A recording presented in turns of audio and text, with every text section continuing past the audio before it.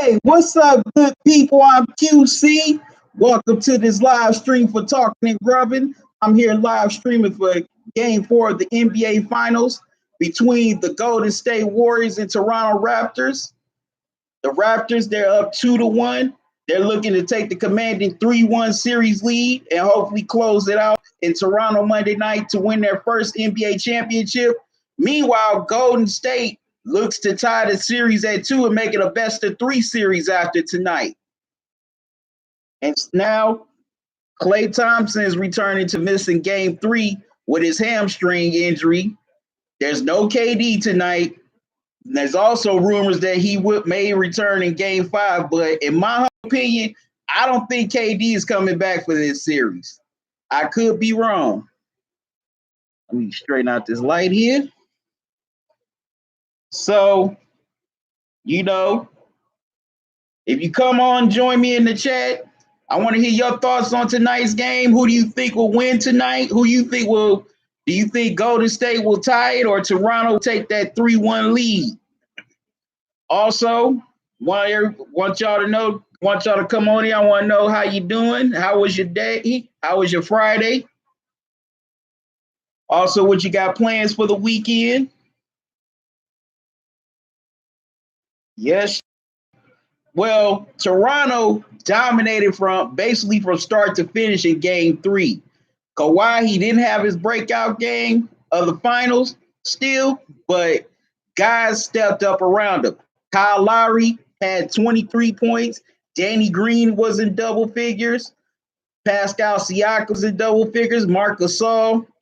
As a matter of fact, the whole Toronto starting five was in double figures in Game 3. They were great defensively. They shut down Golden State. They dared Steph Curry to beat him by himself, but he ended up scoring only 47 meaningless points. Look, first, let me get some Kool-Aid here.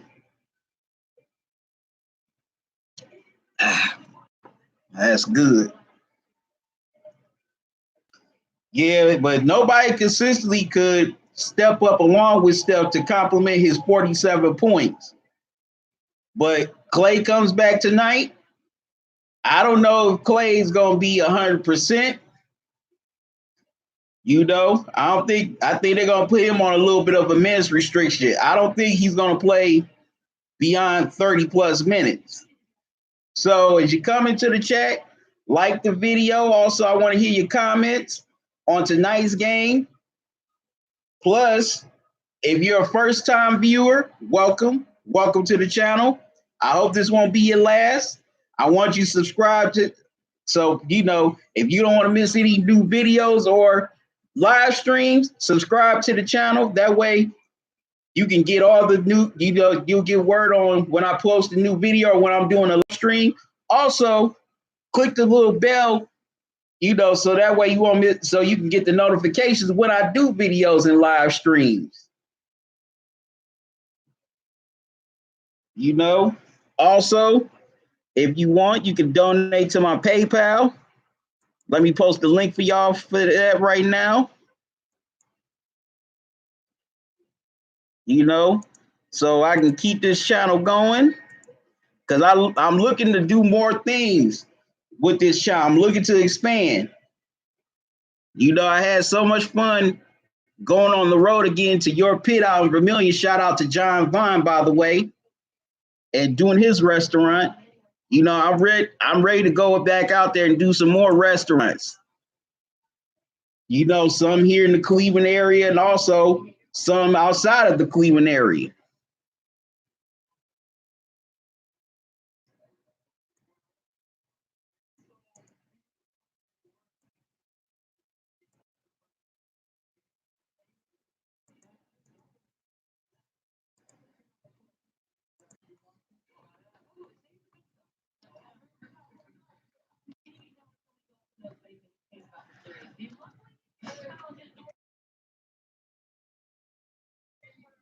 Far in this series, a lot of people haven't mentioned it, but the Toronto Raptors have basically dominated the Warriors so far in these 3 games. They've dominated 10 out of 12 quarters. You know, if Toronto could make shots down the stretch in game 2, Toronto would be up 3-0 right now. But Toronto, nobody wants to give them credit. They have dominated the Warriors most of this series. They have definitely have. And they've also outplayed the Warriors as well. You know, it hasn't just been Kawhi. It's been players like Kyle Lowry, Pascal Siakam, Marc Gasol, and definitely Fred VanVleet. He's been, you know, the modern version of Vinny Microwave Johnson off the bench. He comes in, he's just instant offense. So we got to give him his credit as well. But also, excuse me, also, it shows how the Warriors' lack of depth shows. You know, and their depth is definitely more thinner now with Kevon Looney out and Boogie's just getting back into the fold. So you really can't rely on him for that. As you saw, you know, he had a great game 2 with a double-double, and then he was just averaging game 3. So, you know, I know, and I was watching First Things First this morning. Chris Carter said it best, that nobody will give the Raptors credit, you know, if they were to win this series, because a lot of people are going to say, well, you know, they were missing KD. They won game 3 because Clay got hurt. But Toronto is benefiting from the injuries, just like Golden State has benefited from, you know, other teams' injuries in the past. Look at 2015. Just about every team they played in the playoffs was injured. And it's ironic that it was mostly point guards that were injured for the other teams. New Orleans, Drew Holiday was gone. Memphis, Mike Conley was gone, you know, after game 3. Then the Rockets, Patrick Beverley was gone due to a season-ending injury. Then the NBA Finals. Kyrie had to leave in overtime of game 1 because he suffered an injury. So I definitely want to see what's going. I can't wait to see what happens in this game tonight. I know a lot of people think, well, you know, Clay's gonna come back and be his old self, but this man is recovering from a hamstring injury. A hamstring injury is no joke. It's no joke at all. You know, that's not something you just heal from very quickly.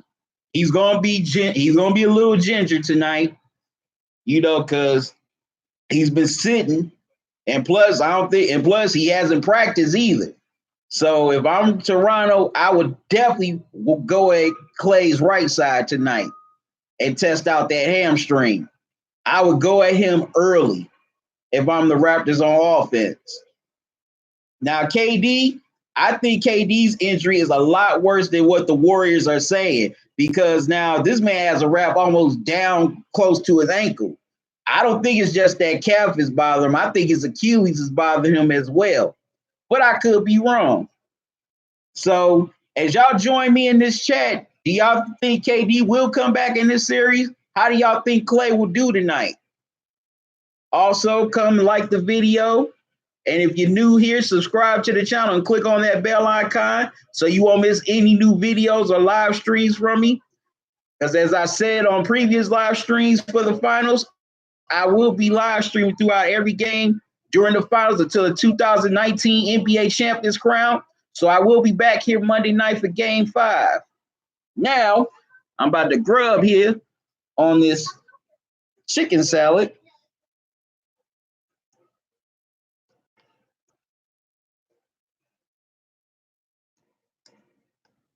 And also, since today is National Donut Day, I decided to grub on some Edam's chocolate donuts as well.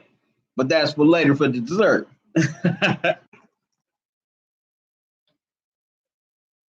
You know, and Steve Kerr in his press conference said that he felt the Warriors being in this position is business as usual. It's not business as usual. Because most of their 5-year reign, the Warriors have been up in most of their series, except for 2015 against the Cavs. when they were down 2-1.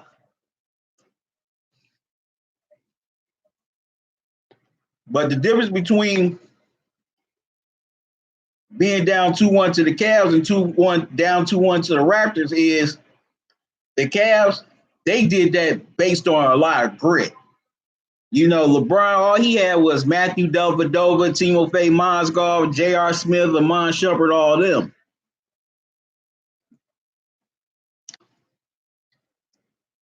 But with the Raptors,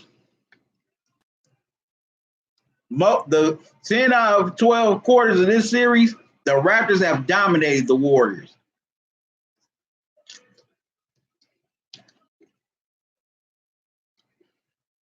And they almost came back and pulled it off in game 2. If they would have, played some defense on Andre Iguodala, maybe he misses that 3 and maybe the Raptors go down the court to either win the game or at least force overtime.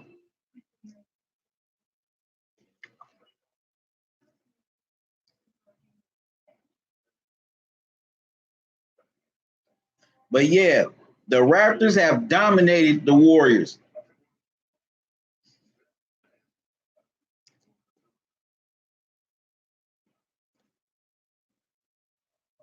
And if y'all don't want to admit that, then I don't know what series or games y'all been watching.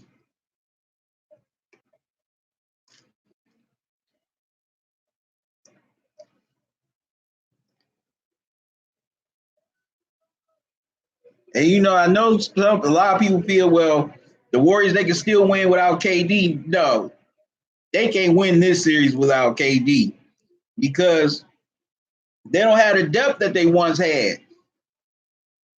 The depth that they had is gone, and they sacrificed a lot of that depth just to get KD.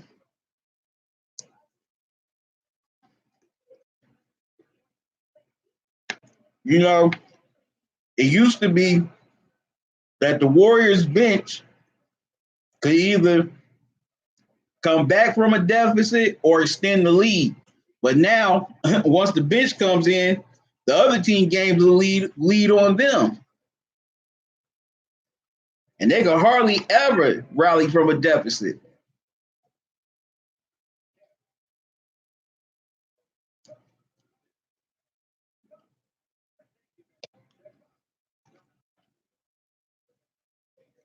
Okay, come on, join me in the chat. I want to hear your thoughts on tonight's game. Who do you think will win?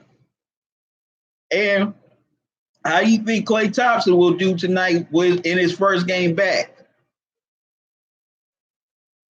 You can predict how many points he'll score.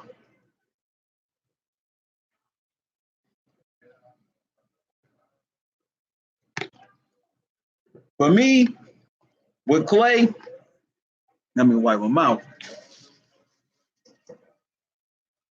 I'm going to look at the first few minutes of the game to see how he's doing on that hamstring injury.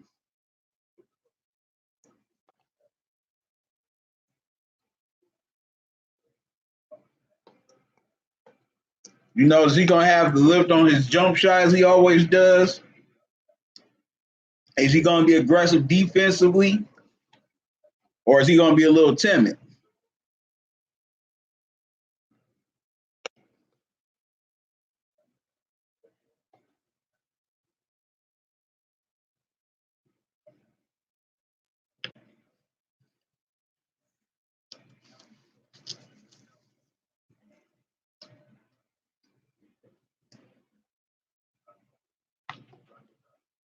Chicken salad is good, y'all.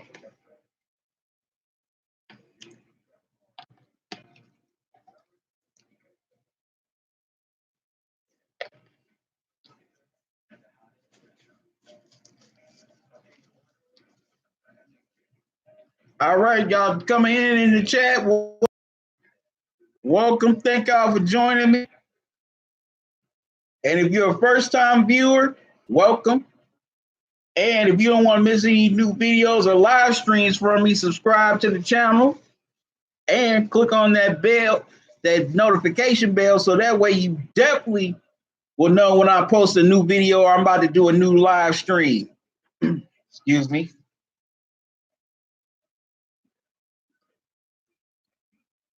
So been waiting for this game all day. I'm anticipating. Intelligent Psycho, what's up, man? How you doing? Thanks for joining me.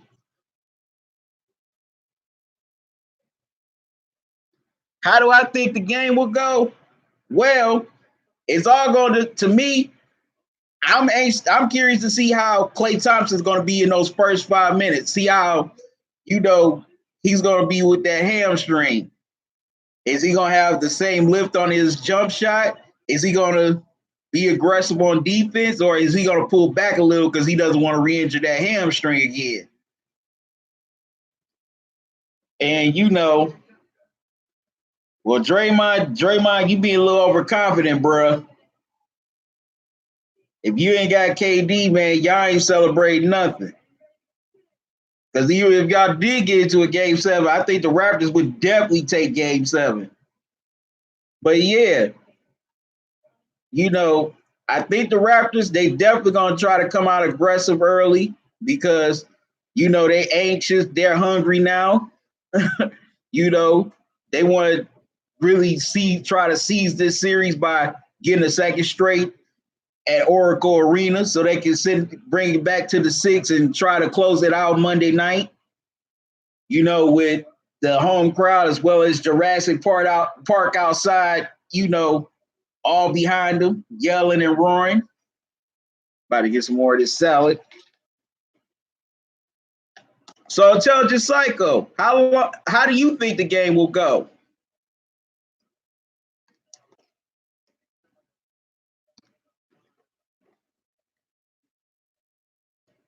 Oh yeah, and also,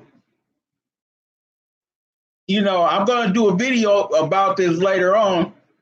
What do y'all think about the Golden State Warriors minority owner pushing Kyle Lowry during Game 3?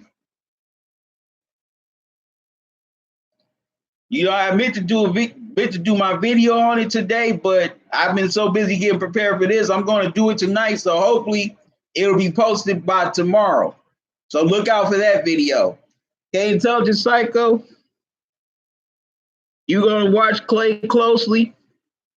And you still think the Warriors need KD? Definitely.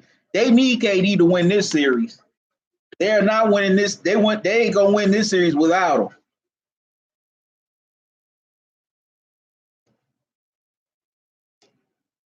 And I don't think you're going to see KD in this series. I could be wrong. There's a possibility he could come back Game 5. But, I mean, if they keep him out for this long, that injury is more severe than what they're saying.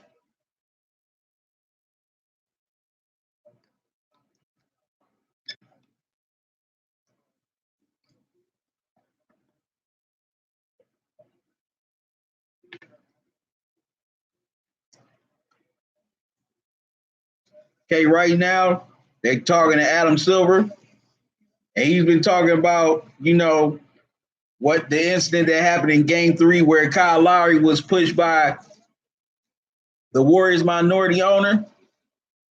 And I'm going to say this, that Warriors minority owner was way out of pocket for pushing Kyle Lowry. And not only that, cursing at the man.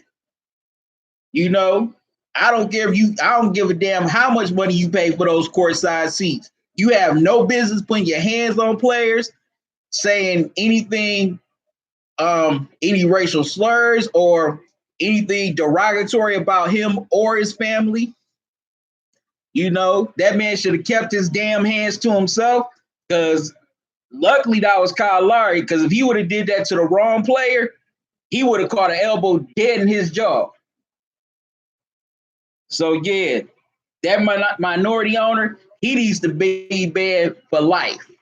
Forget a year. He needs to be banned for life, and he should sell his share of the Golden State Warriors.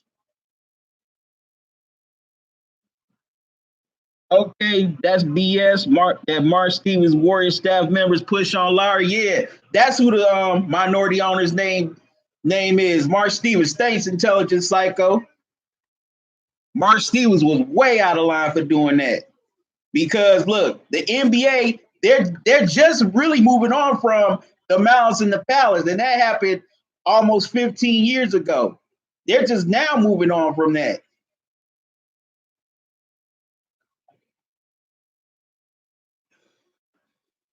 Good Kool-Aid. But yeah, they're just moving on from Malice in the Palace. You know, they definitely don't. The NBA does not want that stain on them. So the NBA may have to do something about courtside seats. Maybe push them back a few more feet, or have like a little bar between, them in the court, because that was way out of line for him to do that to Kyle Lowry. And also, Mark Stevens should have been kicked out right away behind that. He should have been kicked out right away by security.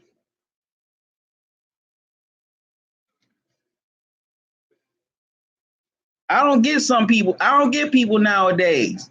It seems like people just have this freaking sense of entitlement, think they can just do what they want to anybody. Yeah, you may pay for them high price courtside seats, but that does not give you the right to wrongfully put your hands on anybody. Now I can see you putting your hands on the player to see, he doesn't get hurt, you trying to help him keep his balance, but to push him like that, no, that's uncalled for. And like I just said, if he would have done that to the wrong player, that player would have turned around and punched him dead in his face, and he wouldn't have been wrong. But if he would have done that, Adam Silver would have been trying to make him pay a hefty fine, which I think would have been some BS too. And that player probably would have gotten a suspension 9 times out of 10. Maybe not during the series, but during the game during the regular season. Okay, tell the Psycho, you can't expect Steph to address the shove on Lowry. He's more focused on the game. That's true, but Joe Lacob, Peter Gruber, they could have came out and made a statement on that shove. They're the owners. It starts with them. Bob Myers, the GM, that starts with them. It starts at the top. They should have came out and said something right away. They should have got on it right then and there, right after, that happened in game 3. So I don't blame the players, Steph-oriented players. I blame ownership for that. Because, Joe Lacob didn't say a damn thing. So it's like, it looks like he condones it. He should have came out right then and there that night or that next morning and made a statement. And just said, hey, we don't allow any staff member or player to put their hands on opposing players.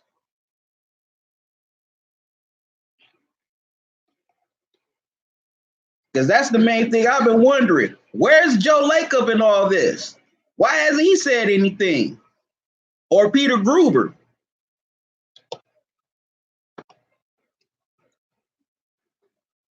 9 times out of 10, Joe Lacob brought this guy in.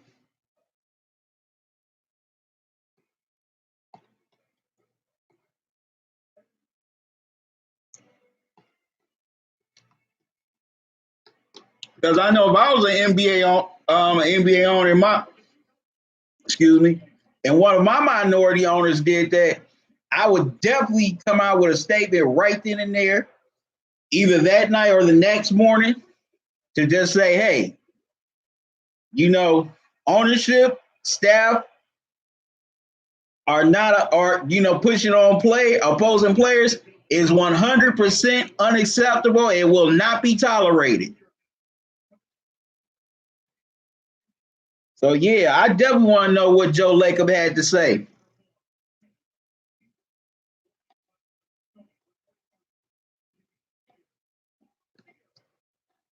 Shoot.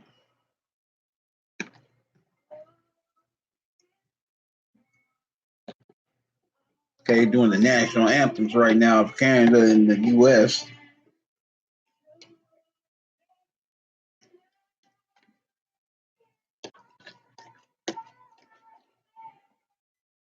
But yeah, the NBA is going to have to get control over these these fans pushing, not putting their hands on players, and also just saying outrageous stuff to players.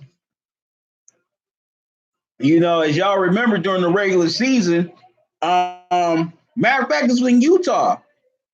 A fan, while Westbrook was camped out on the perimeter, a fan, was touching him, calling him all kind of N-words, and then I want to say this was Denver. Anybody in the chat, correct me if I'm wrong. But after the game, a fan got all up in Russell Westbrook's face, just jawing at him. That's uncalled for. So the NBA gonna have to establish a policy starting next season that any fan does, physically touches or comes confronts a opposing player, they're automatically escorted out the arena and they're banned. Because next year the wrong player, if they do that to the wrong player, that player is just gonna knock them out, and you might have another Malice at the Palace all over again.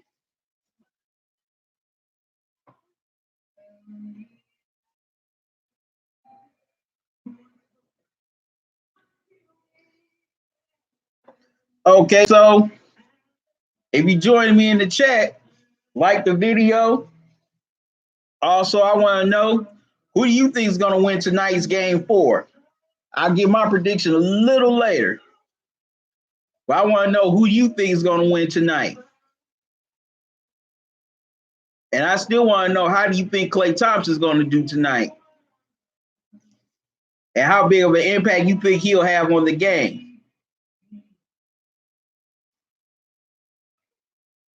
Okay, that's Neo in the national anthem.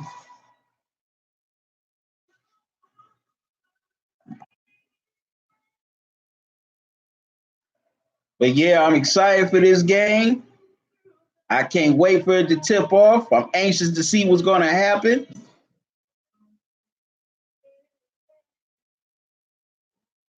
Definitely anxious to see what's going to happen. And also, another thing I forgot to mention earlier, most of this series so far, a lot of people don't want to admit it, but for a first-time head coach, Nick Nurse has outcoached Steve Kerr so far in this series. He's definitely has outcoached Steve Kerr. Y'all may disagree with that, but it's true. Nick Nurse has outcoached Steve Kerr. He's definitely outcoached Steve Kerr. Okay, you coming into the chat. I want to know, who do you think will win tonight's game? Do you think the Raptors will take that commanding 3-1 lead, or you think the Warriors will tie this series heading back to Canada? Also, come on, like the video. If you on this live stream, share it right now with your friends, your family. Have them come on in and join the live stream, join the chat with their comments and thoughts. I love to hear you. Okay, I'm about to get some more Kool-Aid, so y'all excuse me.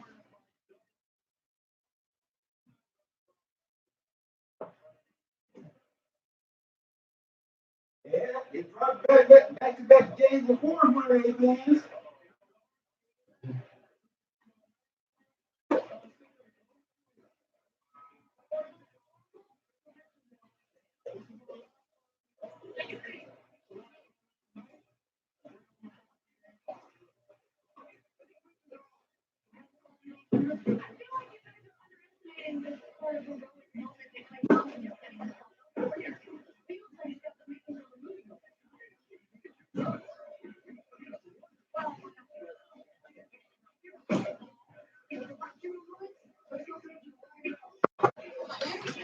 Okay, Jalen, Chauncey, and Paul made their predictions.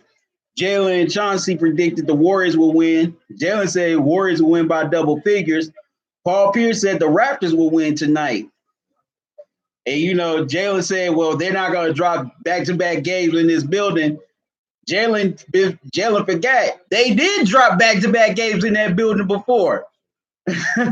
Yeah, they forgetting 2000. He forgot 2016. They dropped back-to-back games.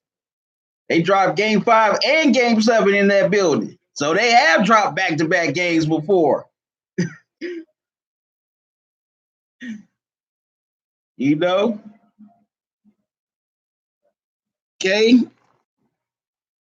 Okay, my brother says the Raptors. Okay, I'm about to get a couple of these chocolate donuts for National Donut Day. Who do y'all think will win tonight?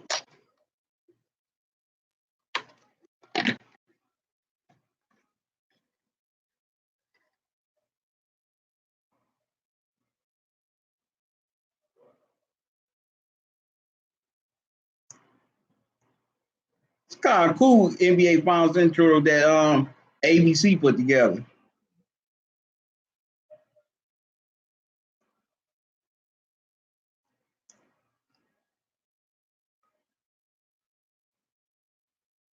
All right, you join me in the chat.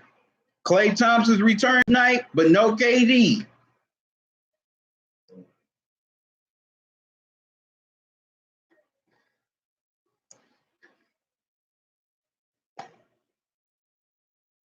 So what do y'all think about tonight's game? Who do you think is going to win?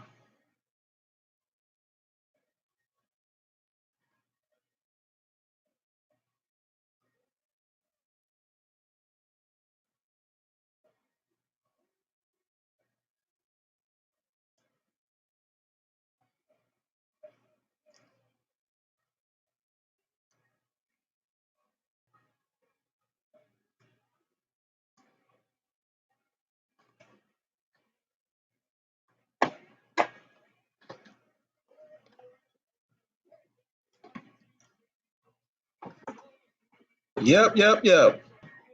Or will this finals return back to Oracle Arena for the final game at Oracle Arena? Come on, I want to hear your predictions and thoughts on tonight's game. Also, like this video. And if you haven't already subscribed to the channel and make sure you click on the bell icon so that way you don't miss any new videos or live streams from me. The next live stream I will be doing will be Monday for Game 5. So you definitely don't want to miss that.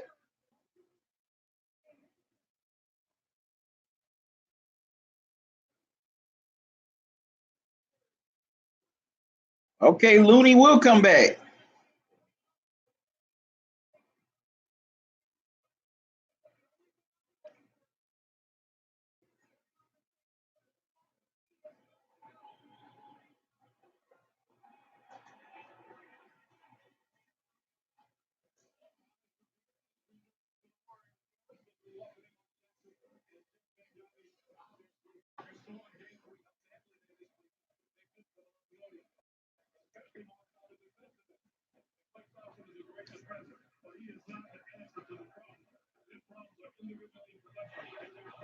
Right.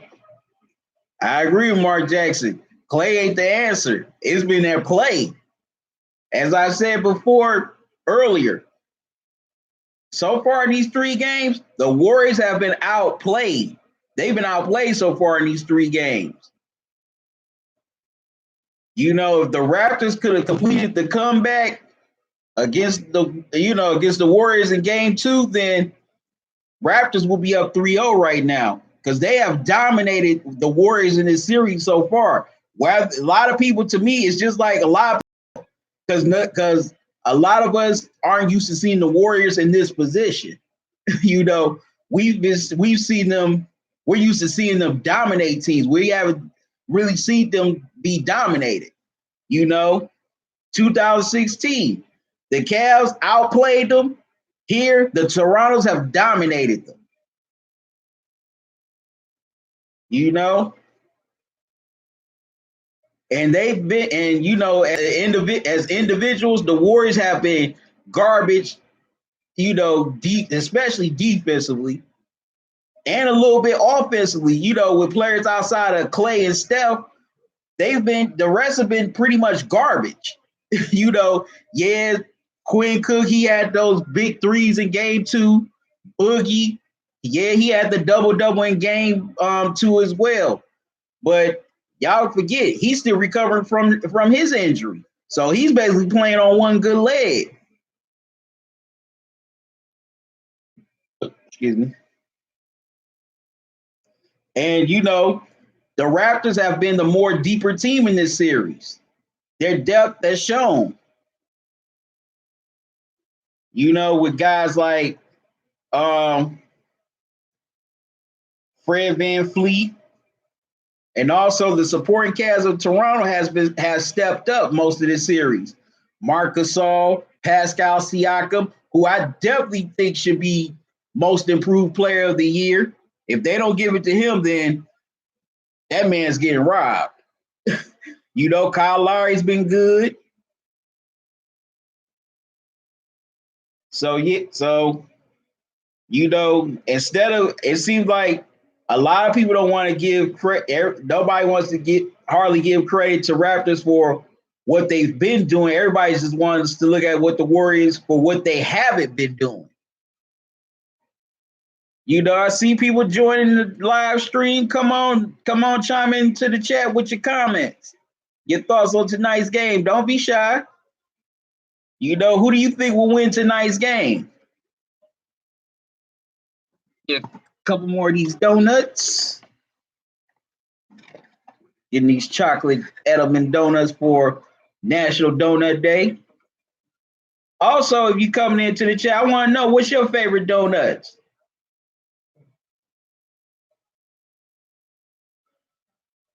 You know, do you have a favorite local donut shop in your city, or do you like Dunkin' Donuts, Krispy Kreme?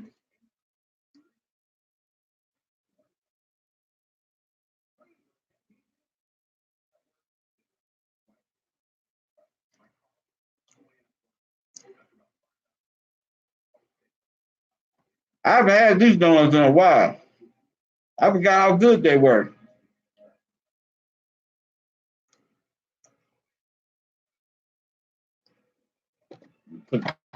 Put those down for a little later.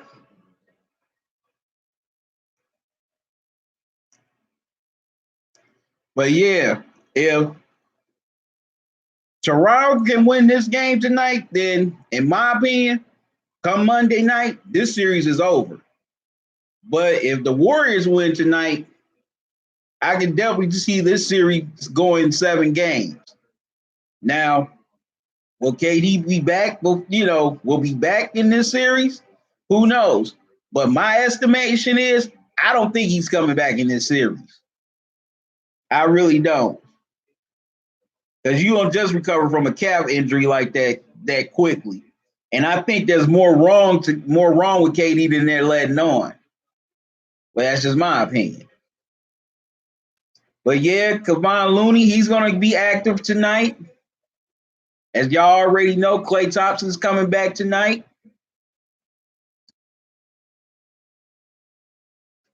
So how things going to win tonight? Come on with your predictions.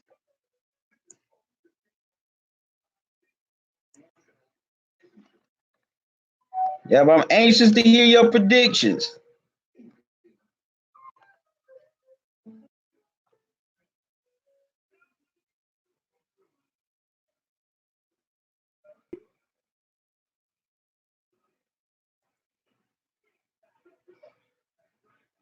Yep, definitely want to hear your thoughts and opinions. Okay, Intelligent Psycho, you have Warriors winning by double figures.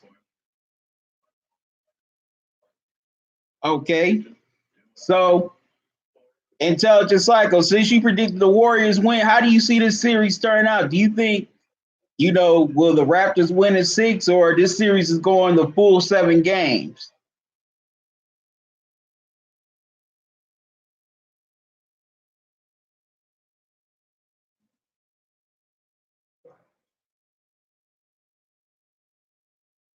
The Warriors might win, Intelligent Psycho, but I don't know if they'll win by double figures. That's just my opinion. I don't think the Warriors will win this game by double figures. I think this is going to be a close game.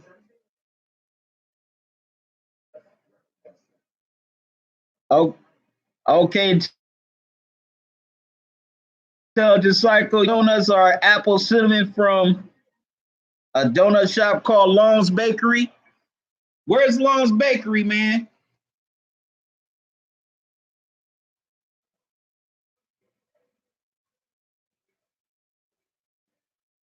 Apple cinnamon donut. That's pretty interesting. So where is this Long's Bakery? You know, if I'm ever in your neck of the woods, maybe I might stop there. Christian Drake, what's up, man? How you doing? It's going good. How are you? What you got, Christian? What's your thoughts on tonight's game? Who do you think is going to win?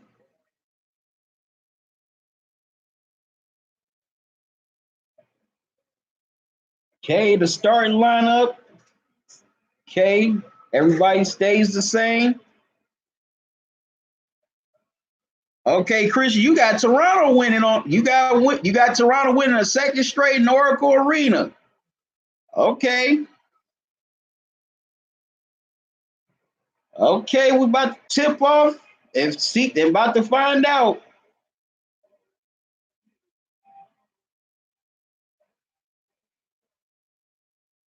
Yep, you got Toronto winning a second straight in the Bay.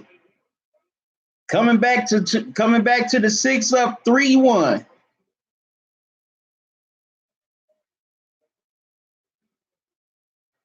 Okay, the Raptors win the tip, and we are underway in game 4.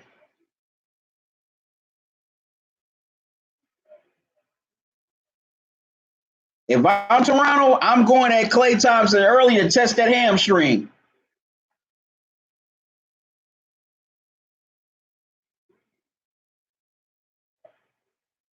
Okay, Danny Green attempts the first shot of the game and misses.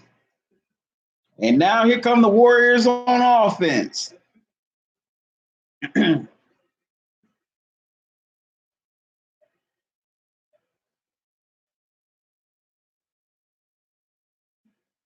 That was a good double team by the Raptors and got the steal.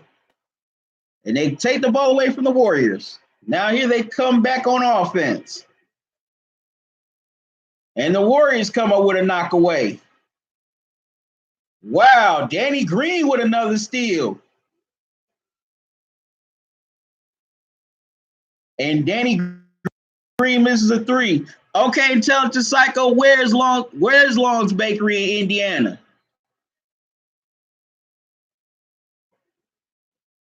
Okay, Kyle Lowry wraps up Draymond Green for the foul. Oh, it's out of bounds. Sorry. It's out of bounds. They thought it was.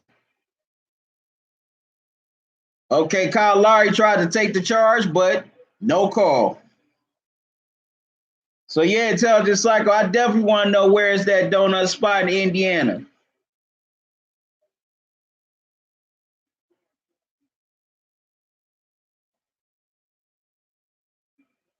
Yep, got to give Kyle Lowry.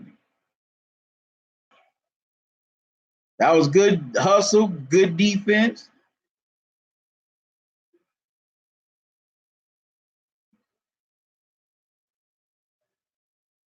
Okay, Toronto. Okay, the Warriors, they missed the shot, missed a couple of putbacks, but Toronto gets called for the loose ball foul, going over the back of Boogie Cousins.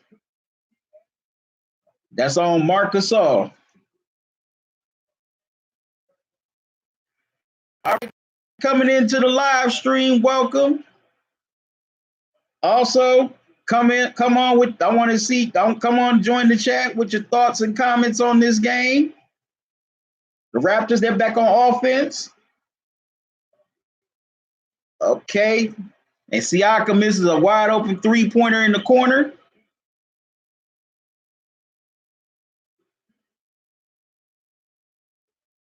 Wow, Boogie Cousins was spinning in, going to the rim, but the ball was stripped by the Raptors. Cousins either should have dribbled it out or he should have tried to go inside. That was a bad move by Boogie. They double team Siakam and take the ball and steal the ball. And Steph's 2-pointer rattles in for the first 2 points of the game.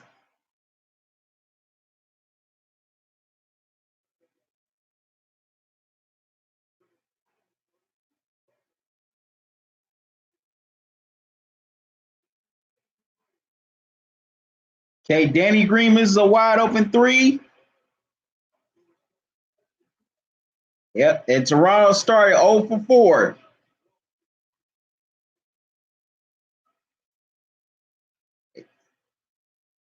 Okay, Toronto gets another steal. Okay, Kyle, Larry got the steal, and Warriors foul Siakam to prevent the fast break layup. It's in Indiana on West 6th Street. Intelligent Psycho, is this spot in Indianapolis?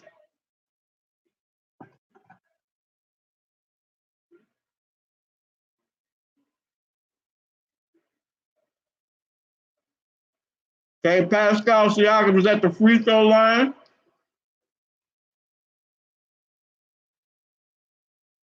Okay, he hits the first.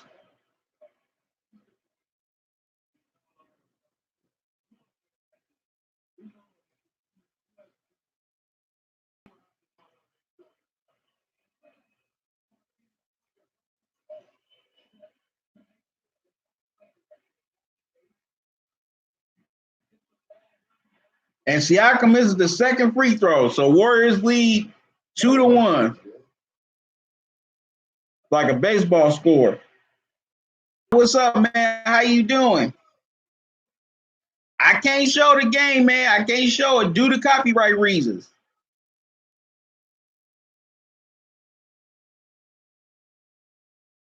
Three strikes, then they shut down Talking and Grubbing for good. I wish I could show the game, but I can't.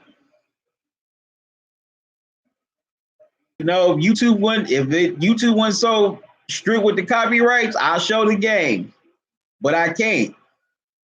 Also, if you're not at home, you can also access the game on your computer as well, or your cell phone, or your tablet. And Draymond just scored his 6-3 Warriors.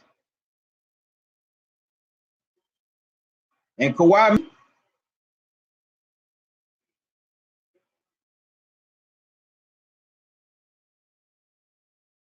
Cousins scores a layup, 8-3 Warriors, and the Raptors call timeout.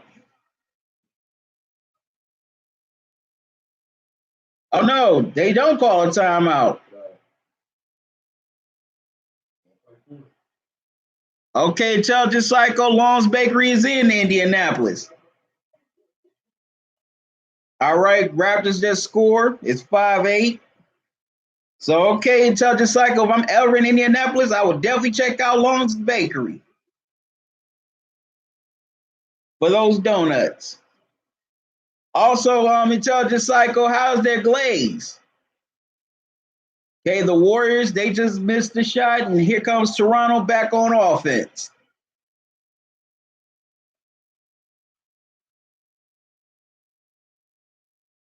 Okay, the Warriors get called for a foul on the pass.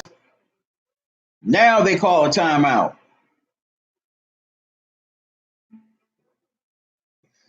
Starting off this game, both teams could not buy a bucket, but then the Warriors started to burn with, with 8 points. But now Toronto, they've calmed down a little bit and they're starting to respond. I like the pace of this game so far. But Toronto, starting out, they took some ill-advised shots. And that was not good. That's what messed them up. They took ill-advised shots. Unnecessary shots at that. They should have, passed the ball a little bit more starting out the game.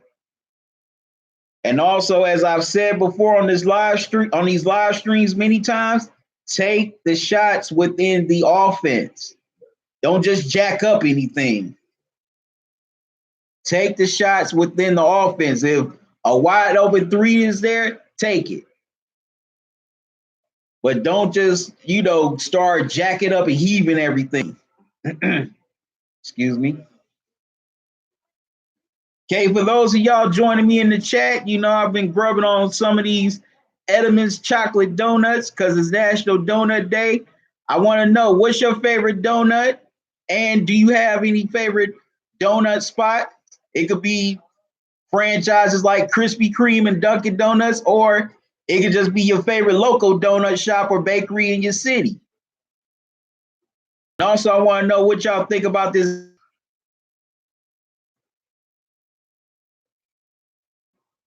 More Kool-Aid here, a little parched.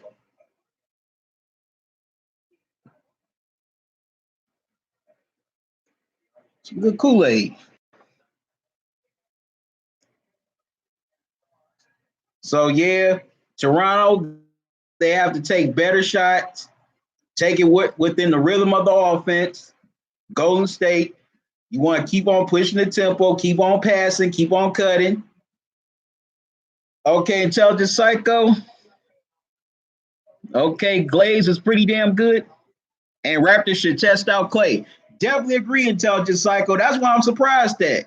I'm surprised they haven't tested out Clay yet. I would go at Klay Thompson early. Whoever's on Clay, I would make sure that whoever Clay is guarding, to make sure they go at him early to test out that hamstring to see how healthy he really is.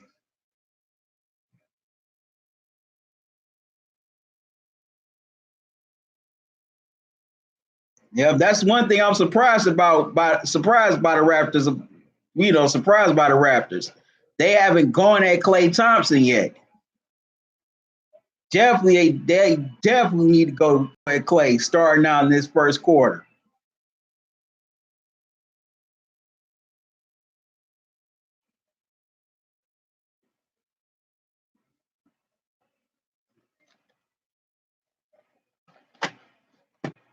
Okay, gonna get another donut here.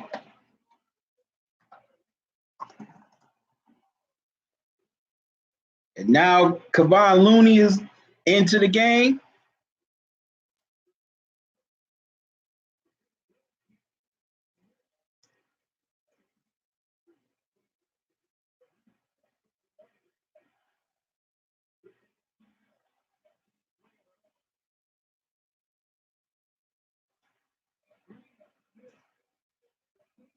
Wow. Danny Green missed another wide open three.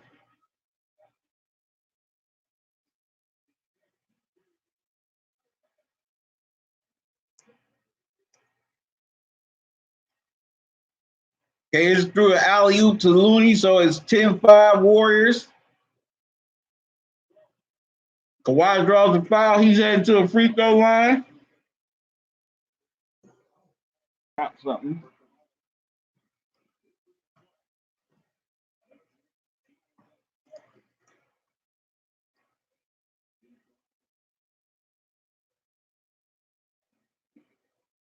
Wow, I didn't know Kevon Looney messed up his rib.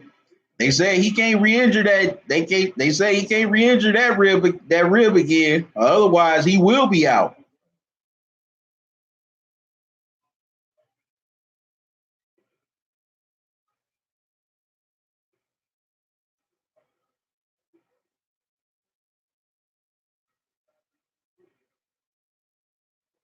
Right? Kawhi hits both free throws, so it's 10-7 Warriors. Okay. Wow. The Warriors dribble it out of bounds, so the Raptors get it back. And also, they almost had a steal, but just recovered a little bit of a second too late. Wow. Toronto had a good look inside, but just couldn't, cash in.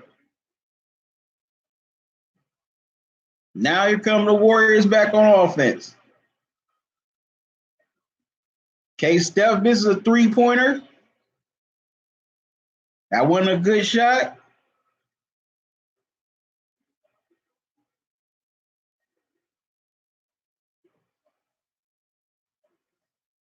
And Kyle Lowry misses a jumper. That wasn't a good look by Kyle Lowry. And Klay Thompson hits a three on the other end. So it's 13-7.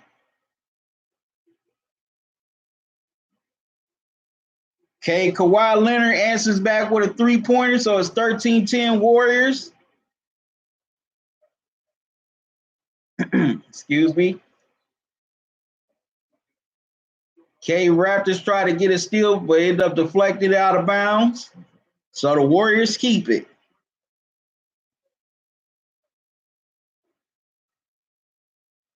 For the Raptors, other guys got to get involved offensively.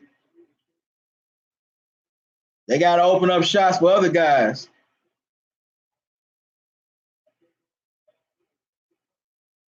Okay, Kawhi Leonard fouls Draymond Green as he tried to go to the hole. So that was good by Kawhi. Made Draymond earn him at the line. And Kawhi definitely overplayed Draymond. That's how Draymond ended up, running to the hole. And he misses the first free throw.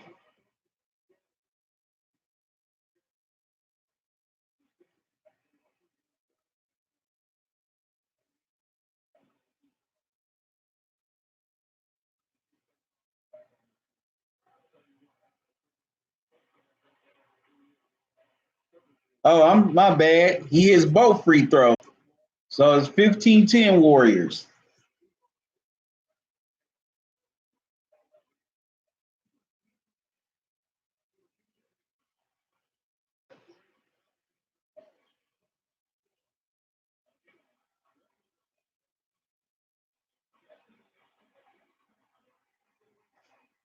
Okay, that was good passing by Toronto. Just couldn't hit the shot. And Steph hits a two-pointer. It's 17-10. Okay, Toronto calls timeout.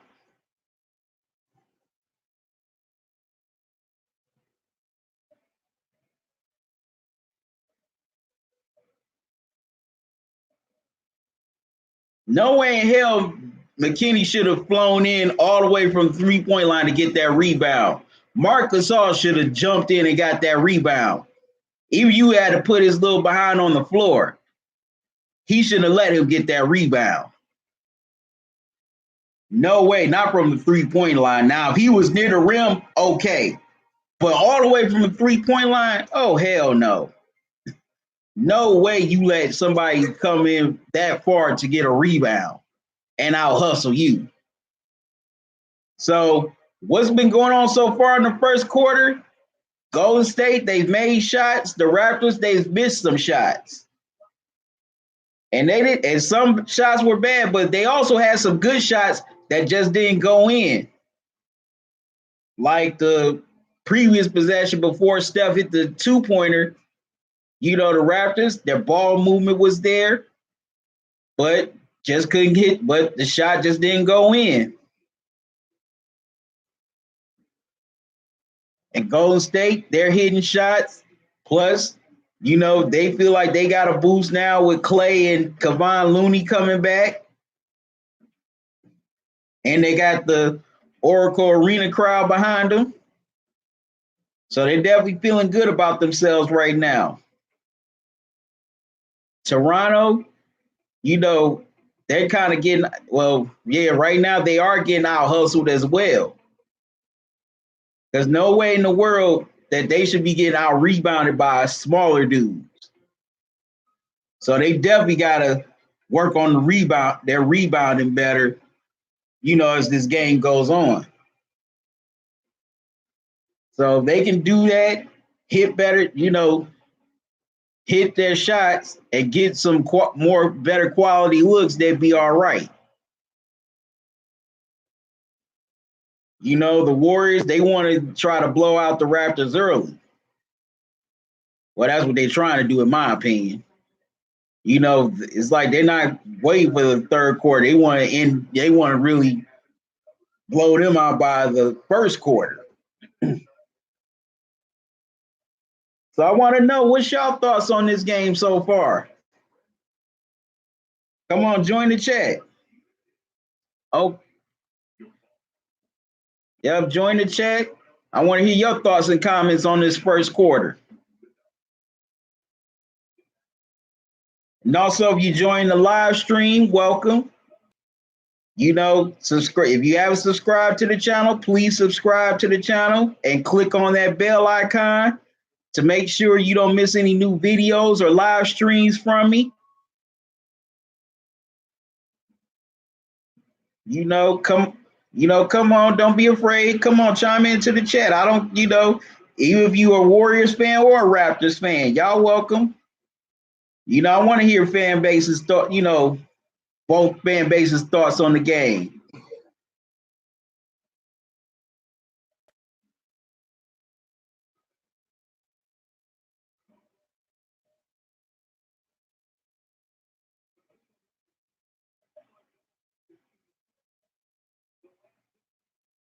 Okay, the Raptors are back on offense.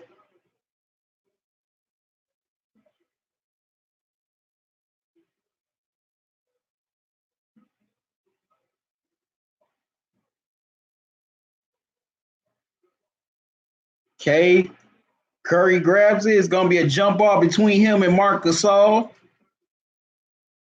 Marc Gasol should have posted up and tried to go in.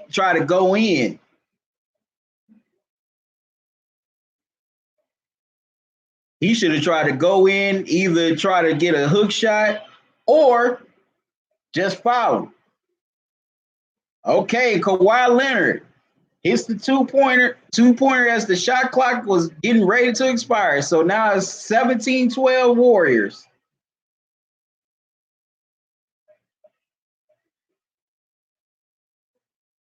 Okay, Kevon Looney scores again. It's 19-12 Warriors.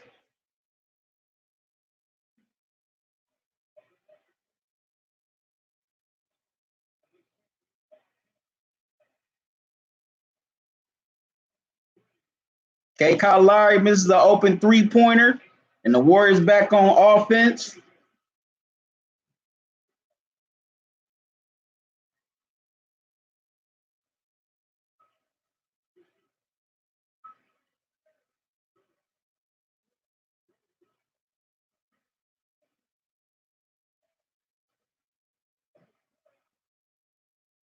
Wow. I think that was a shot clock violation by the Warriors. I don't think Steph got it off in time. What do y'all think? Do y'all think Steph got that shot off in time? Because it definitely looked like he didn't get that shot off to me. I could be wrong.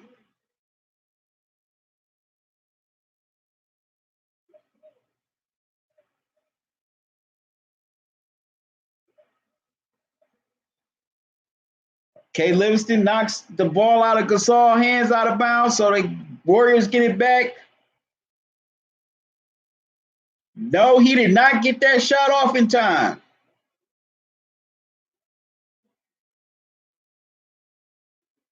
He didn't get that shot off in time. It was still in his hand, so that point is not going to count. That ball was still in his hands when the clock hit 0. So no, that score should not count.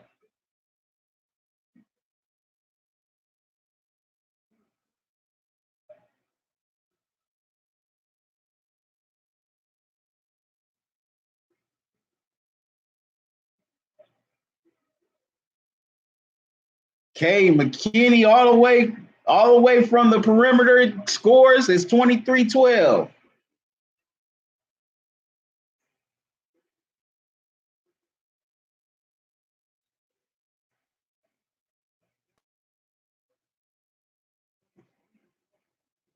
Okay, they called a foul on the Warriors. Kawhi is 3 for 4, while everybody else is 4 for 12. So the supporting cast definitely has to come on and step up with along with Kawhi. And they got to start hitting shots.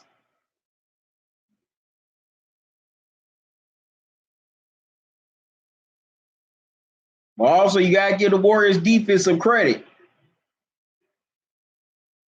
You definitely got to give the Warriors defense some credit as well.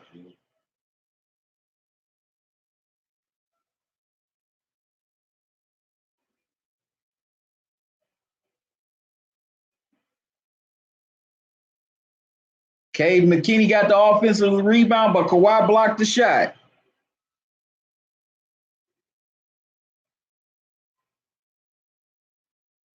Ibaka misses the jumper. And they're forward for 18. Okay. McKinney misses the layup, but Looney gets the offensive tip in. And I don't know why they have not reviewed the shot yet by Steph. Kawhi Leonard shoots and scores to quiet down the crowd. But I definitely think, wow, Curry misses the shot.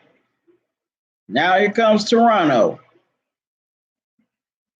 Kawhi hits a three. He's trying to warm up. He's the main reason why Toronto's still in touch with the Warriors right now. Okay, I see y'all joining the live stream. Come on, join the chat. I want to see your comments in the chat on this game so far. Excuse me.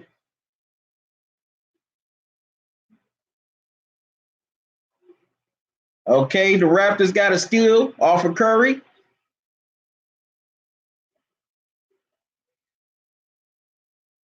Wow. I almost had a look right at the buzzer. Just couldn't get it to go down. Intelligent cycle, you are right. Raptors cannot seem to get anything going. The Warriors are taking advantage. Yes, they are. They are definitely taking advantage of Toronto misses. But Kawhi is the only reason why that they're even close in this game right now. You know, he's been the star that he's always been, but now the rest have to come along with him, you know, to come back in this game. If they do, then we're going to have ourselves a barn burner.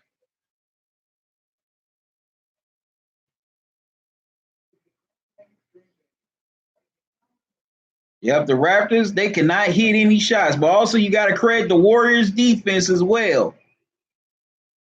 You know, them having Looney back, that gave them a lot of inspiration, a big boost. So come in the second quarter, the Raptors, they can't try to get it all back in one swoop. They got to chip away, chip away, chip away, chip away. That's what they got to do. Just chip away at the lead, got to get stops, and then score on the other end. That's how you get back in. That's how you can get back in the game. Stops and scores. If you can get them on, if you can have them miss 5 in a row and you score at least four out of 5 times, then you're in business. The Warriors, you know, you want to keep the up tempo going. You know, run your screen, run the screens.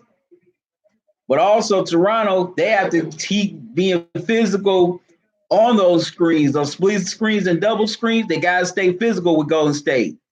They just can't let them, you know, beat them to death with those screens. And Kawhi already has 14 points after the first quarter. But the rest of the team only has 3 points. So they got to come. So guys like Kyle Lowry, Marc Gasol, Danny Green, they're going to have to step up. They got to come along with Kawhi.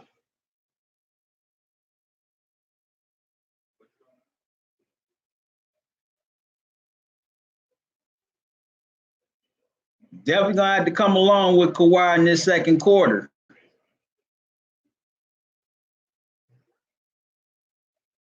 Otherwise, they're going to get ran out of the gym by the Warriors.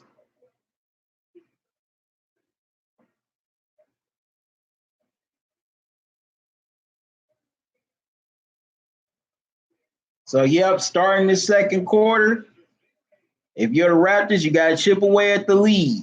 Don't try to get it all back at once. And don't think you have to get it all back at once.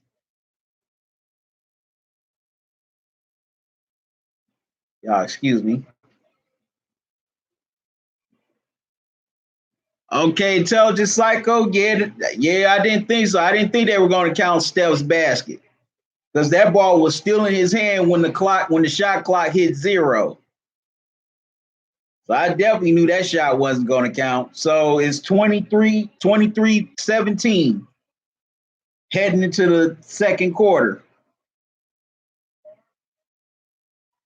So the Raptors, they're only down 6. So starting out, they got to get stops and scores on the Warriors.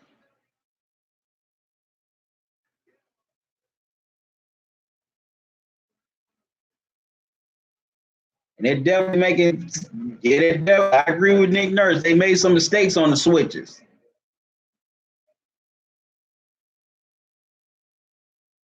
Okay, so now, yep, the Warriors are up 23-17. Okay, Boogie Cousins misses the layup. So now Toronto got to get a score. Take advantage.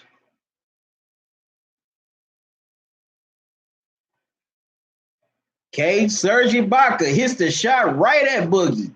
So now it's 23-19.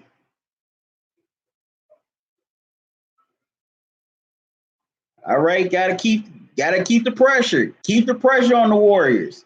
If you're the Raptors, starting the second quarter, keep the pressure on, get stops and scores.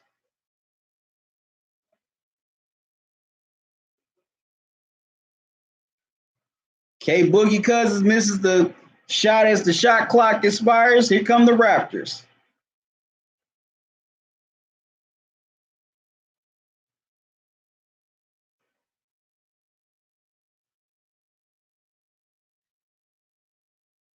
Okay, run a play. Just don't stand and dribble. And that was a bad shot by the Raptors. That was a real bad shot.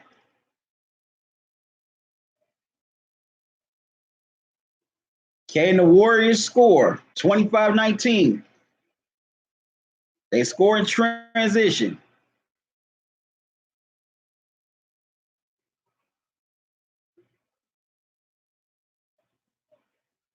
Okay, Raptors missed the three-pointer, but Ibaka cleans it up and gets the follow. It's 25-21. 4-point game.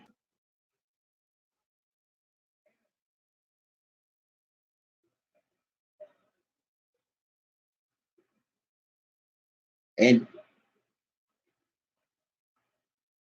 okay, Thompson missed the 3. Boogie tried to get the offensive tip in, but Ibaka blocks it.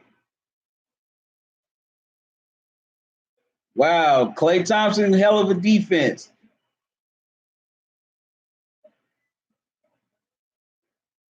And why did the Warriors take that shot?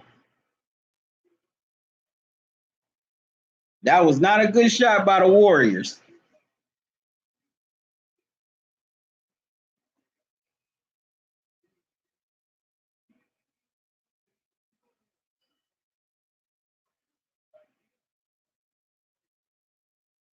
Okay, so the Raptors keep the ball.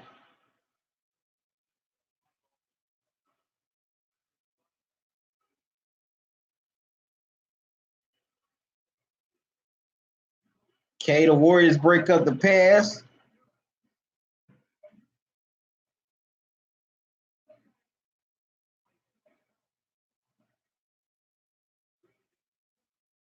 Wow. Wow, Danny Green got fouled, but no call. And Livingston hits the jumper. Wow. Danny Green got fouled, but no call.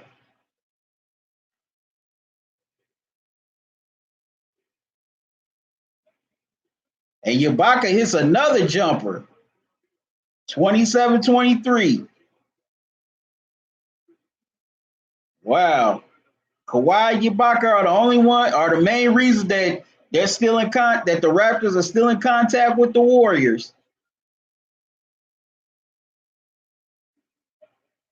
Okay, they call reaching foul on the Raptors.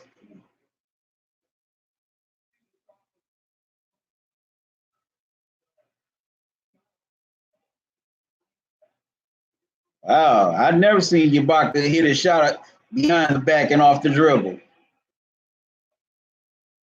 That's unbelievable.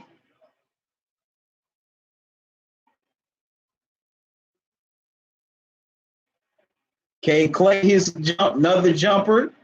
It's 29-23. Why the Raptors have not gone at Klay Thompson yet?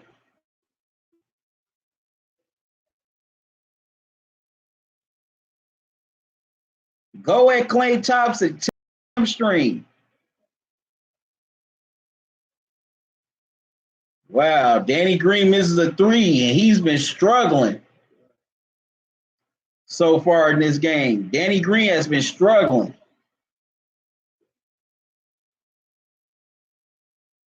No way in hell that should happen. No way Sean Livingston should have gotten that rebound.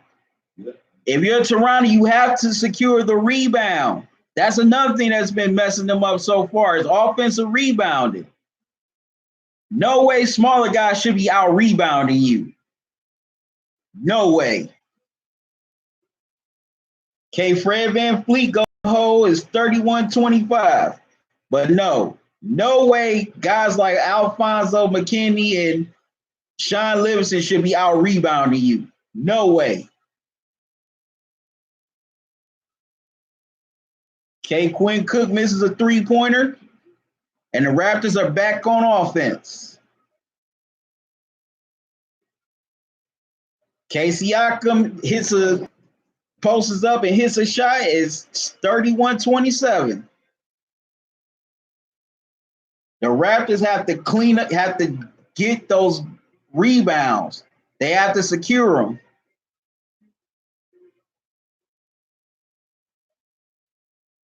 And that was good how Siakam just posted up Sean Livingston and went right at him. That's what you're supposed to do. When you got somebody smaller and older as Sean Livingston is, you go right at him in the post and make sure you score.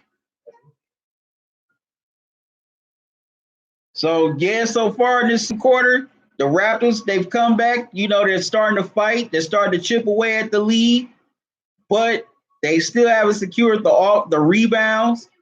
Also, you know, they haven't gone at Klay yet. Start going at Klay. Especially whoever's guarding him. Start going at him. Start testing that hamstring out. Okay, so what's y'all thoughts on this? Second quarter so far. What are y'all seeing?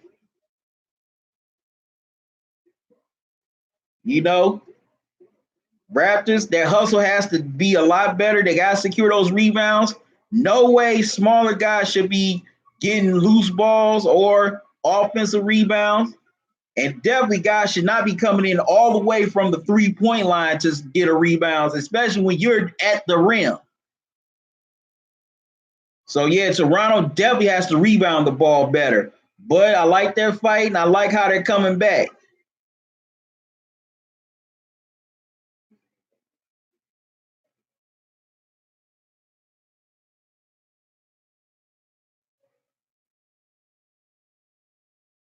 Okay, I'm about to get something to drink, y'all.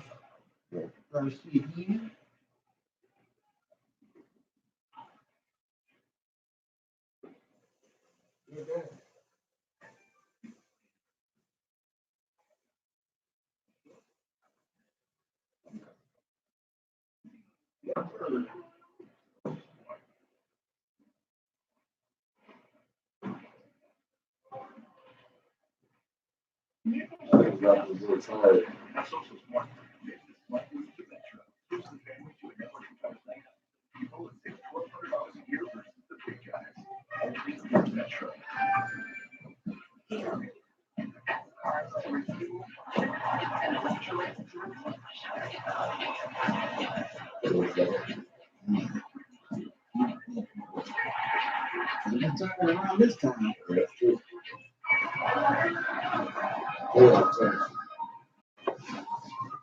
Right, I'm back. Had to get some water this time.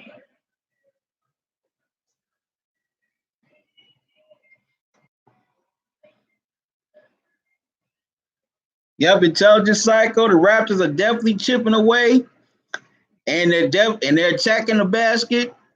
Yep, and the Warriors, they're trying to keep the same pace. I definitely agree. And that's why I like what the Raptors have done so far in this second quarter. They've attacked the basket.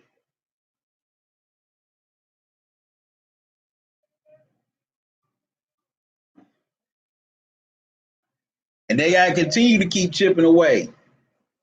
And when the starters come back, they have to step up with Kawhi. They got to step up with Kawhi and start hitting shots. Okay, here come the Warriors back on offense.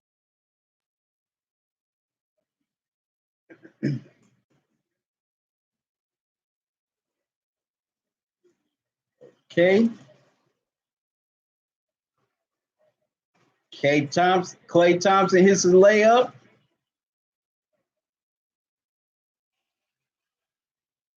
Okay, the Warriors are back up 6.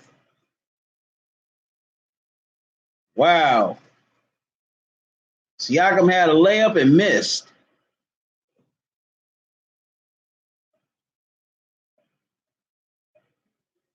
Wow. What? Raptors blocked the shot, but they called the foul on Kyle Lowry.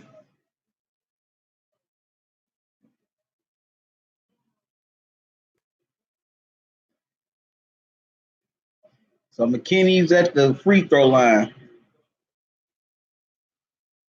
And he misses the first free throw.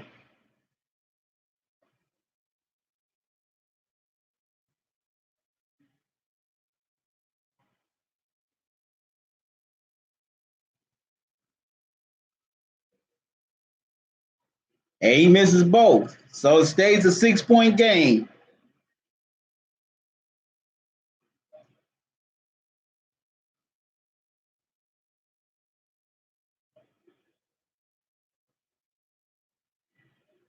Wow. Kawhi misses a tough fall away shot.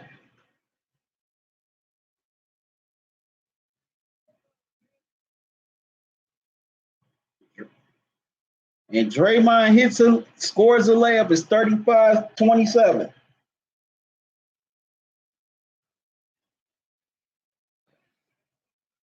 Wow, Siakam gets the and one. And now has a chance for a 3-point play.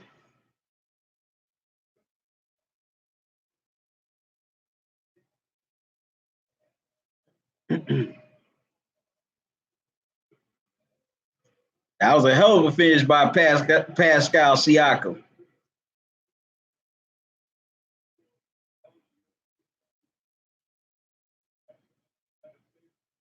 Okay, now let's see complete the 3-point play.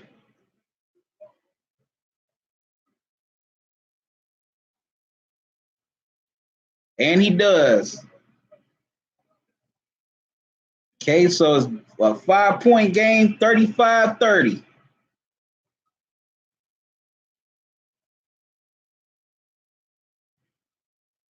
Wow, almost had it.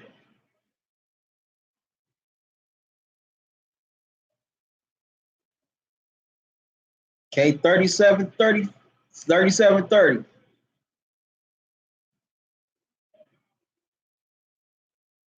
Gasol misses the 3, but the Warriors are whistling for a loose ball foul. Okay, I see y'all coming into the chat. The live stream. Come on, live, like the video. Come on, chime in with your thoughts on the game so far.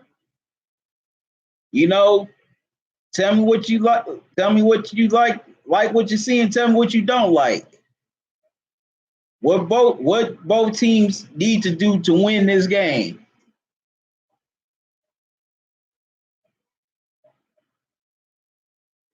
Okay, the Raptors get the offensive rebound and get the putback. It's 37-32. K. Michael Roxroad, what's up? Someone get this man a double whopper and a king size fry, please. No, no, I'm good, man. I don't want a king. I don't want no whopper. I don't want a king size fry.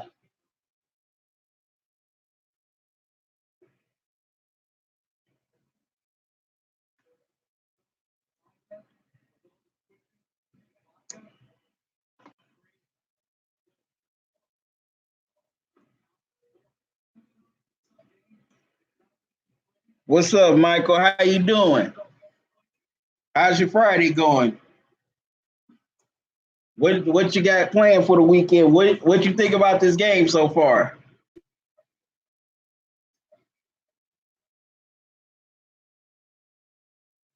At the free throw line, Kyle Lowry hits the first. Okay, he hits the second, so it's back to a 3-point game. You know, I like the Raptors fighting this second quarter. They're chipping away at the lead. They're not, they're not trying to get it back in one swoop.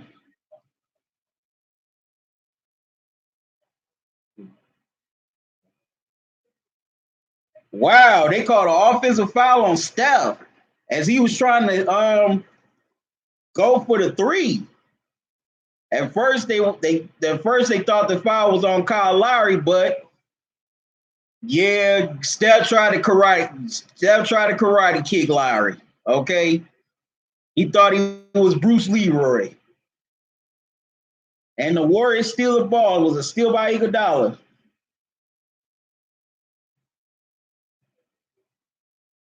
And Klay Thompson hits a three. Is 40-34. That's another thing that's messed up the Raptors so far. Being careless with the basketball and careless turnovers. And the Raptors can't hit jack from three. Klay Thompson hits a turnaround jumper is 42-34.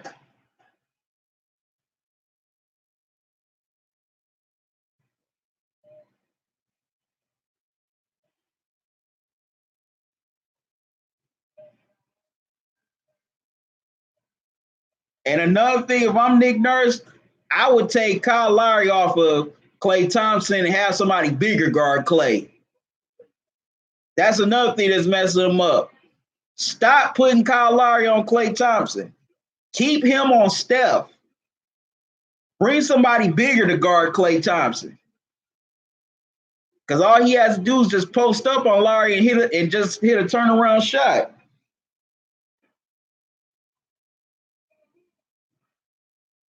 Toronto needs to stop switching so much. Yep, so I would definitely find a way to get Kyle Lowry off of Klay Thompson and back on the Steph. Make sure it's somebody bigger on Klay Thompson that's guarding him instead of Kyle Lowry. Because you just putting him at a disadvantage out there in no man's land.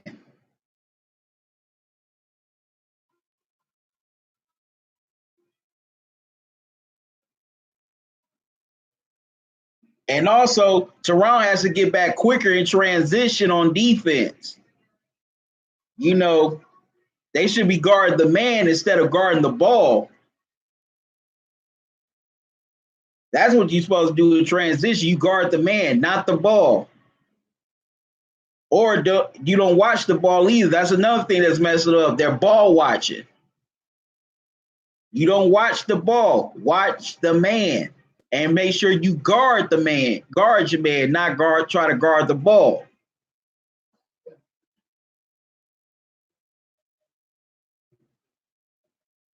So if they, do better in transition, also get a bigger body on Klay, they'll be all right.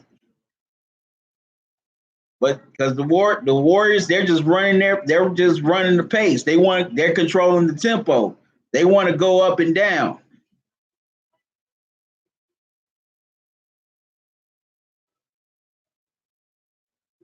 You know, they've controlled the tempo of this game so far.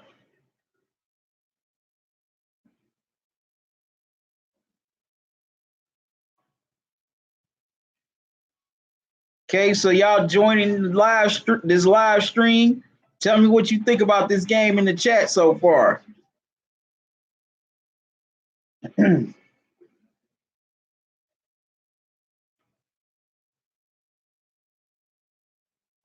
gotta forgive me. I'm sitting up here sweating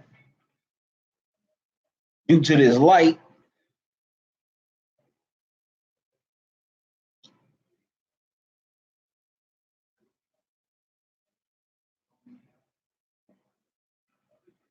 So yeah, so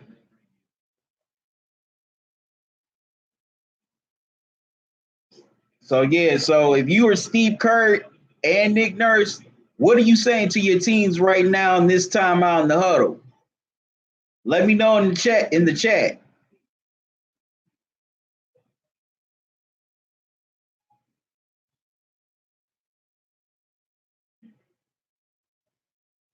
Okay, the Raptors back on offense.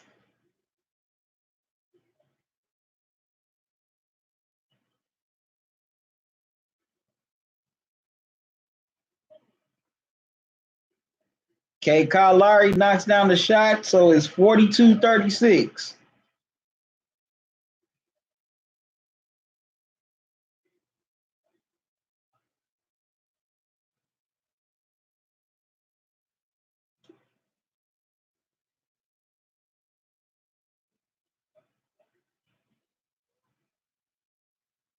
Okay, so Clay tried to go to his left, missed the shot, but it was deflected out of bounds. So the Warriors keep it.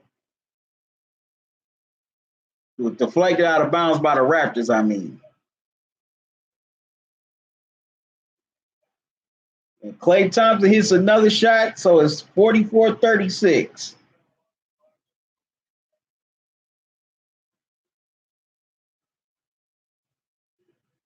I'll get a couple more donuts.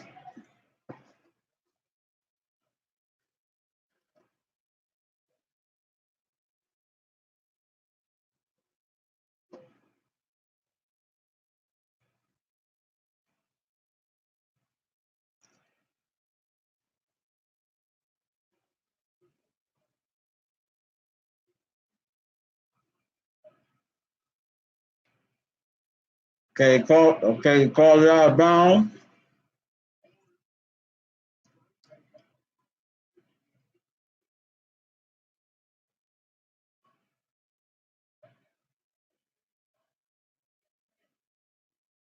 I agree.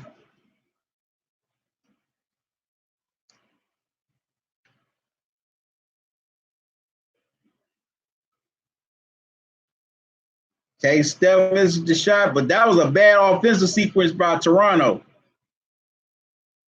Wow. Dang, the three for Toronto was halfway down.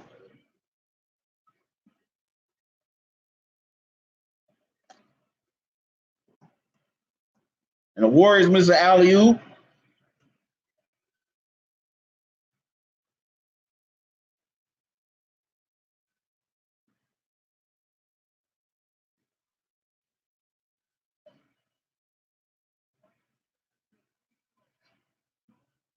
The Warriors almost had a steal, but Draymond couldn't hold on to the ball and he fell out of bounds.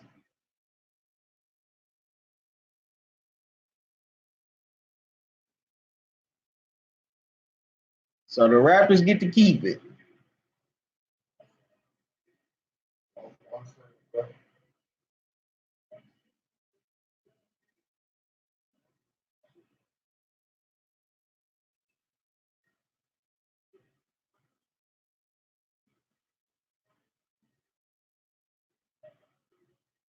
Okay, Kawhi missed it, but they called a loose ball foul on Looney.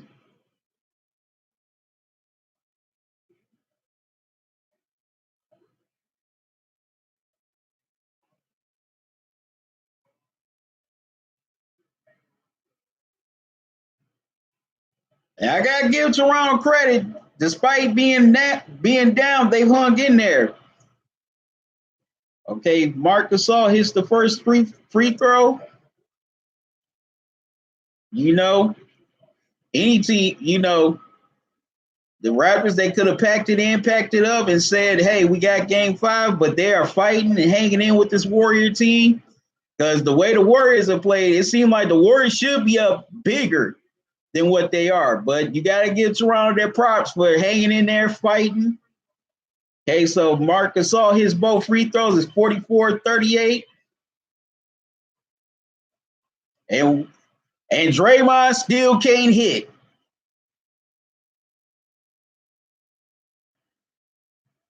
I still don't know why the hell that man ain't developed a shot after all these years.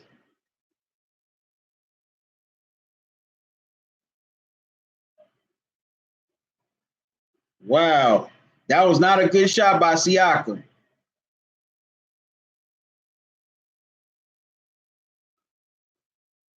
Wow. Steph thought the shot was going to bounce his way, but it didn't. And Toronto's back on offense. Toronto needs to start getting to the hole more. Yeah, like there.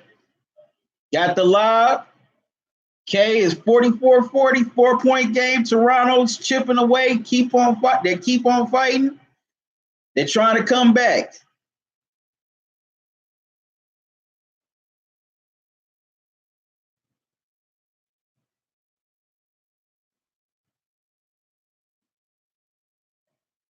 And that was bad miscommunication by the Raptors on that play. No way in the world that Kevon Looney should have been that wide. Okay, and they just called a foul on the Warriors.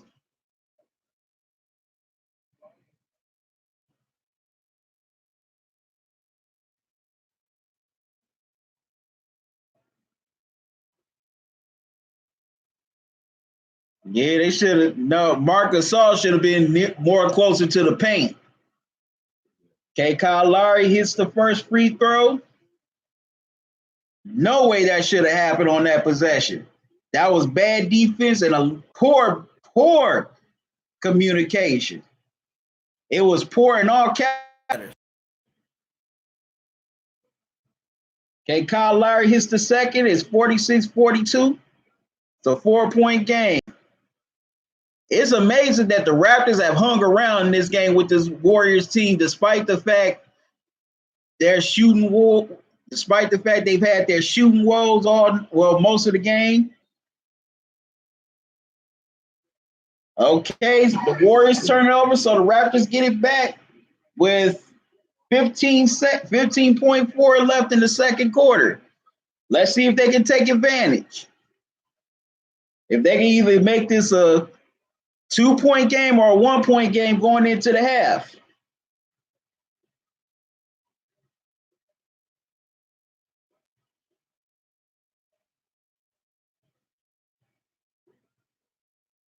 Wow. Okay, at the half, the Warriors lead by 4 at 46-42. Despite the fact Clay's hot shooting coming back from his hamstring injury, the Raptors, they've hung around despite the fact they've had shooting woes of their own. And one of the main reasons why is Kawhi Leonard.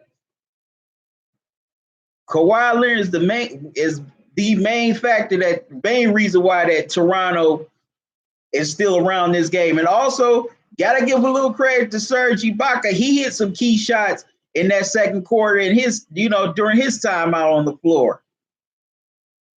And plus, Toronto, they've cleaned it up a little bit defensively in that second quarter. I mean, the Warriors, yeah, they hit some of their shots, but Toronto was a little bit better defensively. Now, as far as the Warriors, they've slowed down,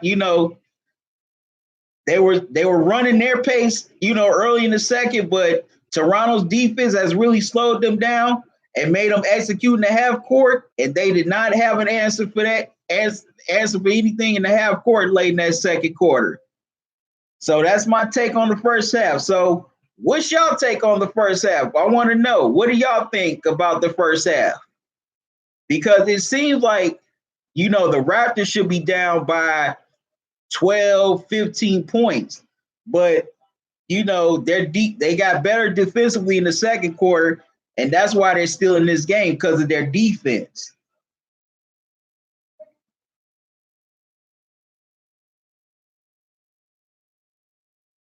And despite the fact that Klay has gone off, if you notice, Steph hasn't really gone off in this game.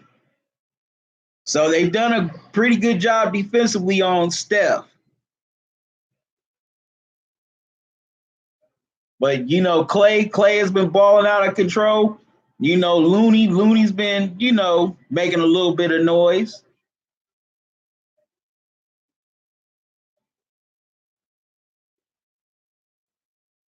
But I definitely give Toronto a lot of credit for fighting so far in this first half. They haven't given up. They haven't given in. They didn't pack it in. They didn't pack it in, pack it up. They said, hey, let's come. Their attitude's like, come on, let's come back. We can come back in this game. And they did a pretty good job of chipping away at the lead in the second quarter. Yeah, the Warriors hit some shots here and there, but they chipped away. But what messed them up late was that Kevon Looney backdoor dunk. Marc Gasol should have been right at the rim, or at least close to the rim. Intelligence cycle, Raptors should be down 15, but defense and help from Serge Ibaka kept them in it. That's right. It's been the defense and Serge Ibaka hitting those key shots in the second quarter. And also, Kawhi Leonard is playing like the Finals MVP that he's proven to be.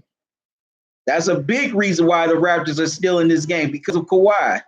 Now, Kyle Lowry got going a little bit in that second quarter. So let's see if he could continue that in the second half. See if he can heat up a little bit more. He started to get it going a little bit as well.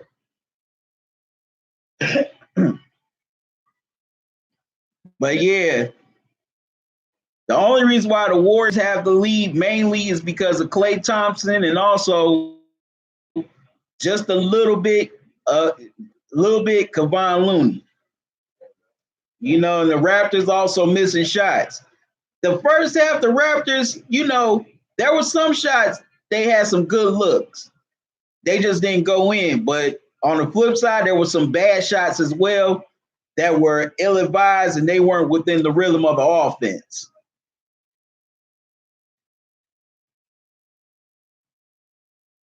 But if the Raptors would have hit at least half of those shots, they would be leading right now at halftime. So now, if most of the shots that the Raptors missed in the first half go down the second half, they have a pretty good chance of winning this game and going back to Toronto up 3-1.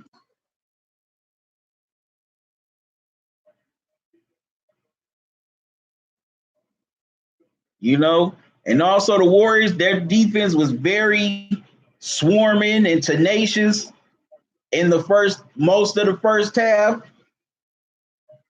But their defense started to be lackadaisical later on in the second quarter. That's how the Raptors have also, kept in touch with this team.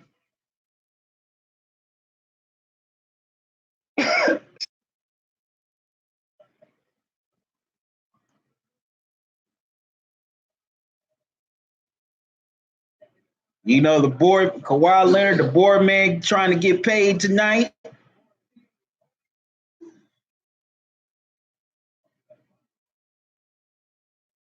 And that's crazy. Despite shooting 30% in the first half, Toronto is only down 4 points in this game. Now wrap your heads around that. So if Toronto can hit most or half of the shots they've been missing, and a few other people come along with Kawhi and step up, the Raptors have a chance to come back and win this game.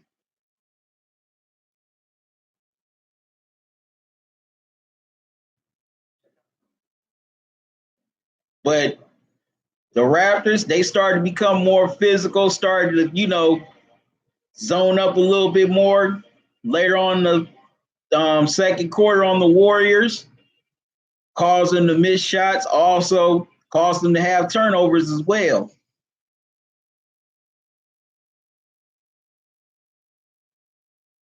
Yeah, intelligence cycle, you're right. In that first half, Toronto couldn't hit nothing from three. They definitely could not hit nothing from 3-point range. So if they can get a few threes to go in the second half, they got a chance.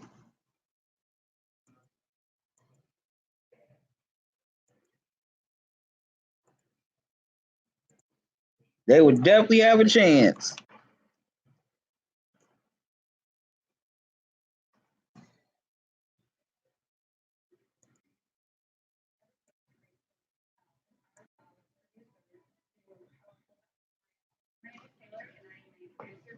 Now, the Warriors in the second half, they're going to want to keep the pace. Third quarter is their quarter when they go on those big runs, those 14-0, 16-0, 18-0 runs to really try to bury a team. So for the Raptors starting out in the third quarter, they got to be very careful of that. They don't want to make the same mistake as they did in game two. Really shut down those third quarters. Make sure they don't get that big burst. Make sure you keep them single digits starting the fourth quarter. The third quarter, excuse me. You do not want them to get going, start, running up the score on you and getting that crowd at Oracle Arena into it. So that's going to be another key factor to start this second half with Toronto. Can't tell the Psycho and why Kyle Lowry guarding Klay. They need to place Kawhi on him. I definitely agree. I've been saying that all, basically most of this first half. Why the hell is Kyle Lowry on Klay Thompson? He's too small to guard him. All Klay has to do is post up and just hit a turnaround jumper on him. What's messing up Toronto? The reason why that's happening because Toronto keeps switching too much. They're doing too much switching. That's why that keeps on happening.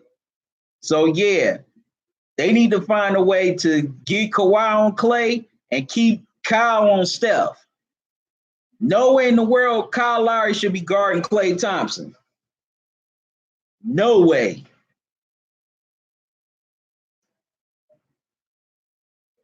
So, yeah, I definitely hope Nick Nurse in the second half, finds a way and adjusts to make sure Kyle Lowry is not on Klay Thompson. Let it be Kawhi Leonard or even a Siakam on him. But not Kyle Lowry. Because that should never happen. Kyle Lowry is about a good 6'2". And Klay Thompson is 6'6". No way a 6'2" guard should be on a 6'6" guard. Or any player that's 6'6". No matter what position.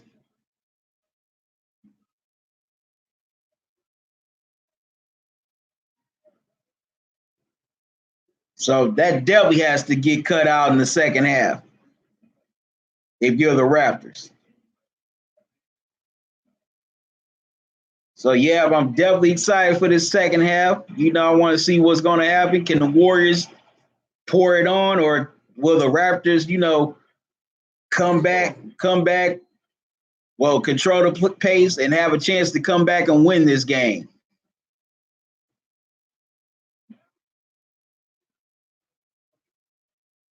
And why the Warriors are only up 4 instead of, bigger, because nobody has really stepped up along with Klay Thompson. Klay Thompson has been the hot hand so far. Nobody else has stepped up with Klay offensively. They've done a pretty good job of containing Steph so far. Steph hasn't really gone off yet. I mean, yeah, Kevon Looney, he's been solid so far, but that's that's adrenaline. That's adrenaline for him. But other than that, no one else has really stepped up with Clay. So that's another reason why this game is so close. If say Steph had stepped up along with Clay, then this would be a bigger margin for the Raptors.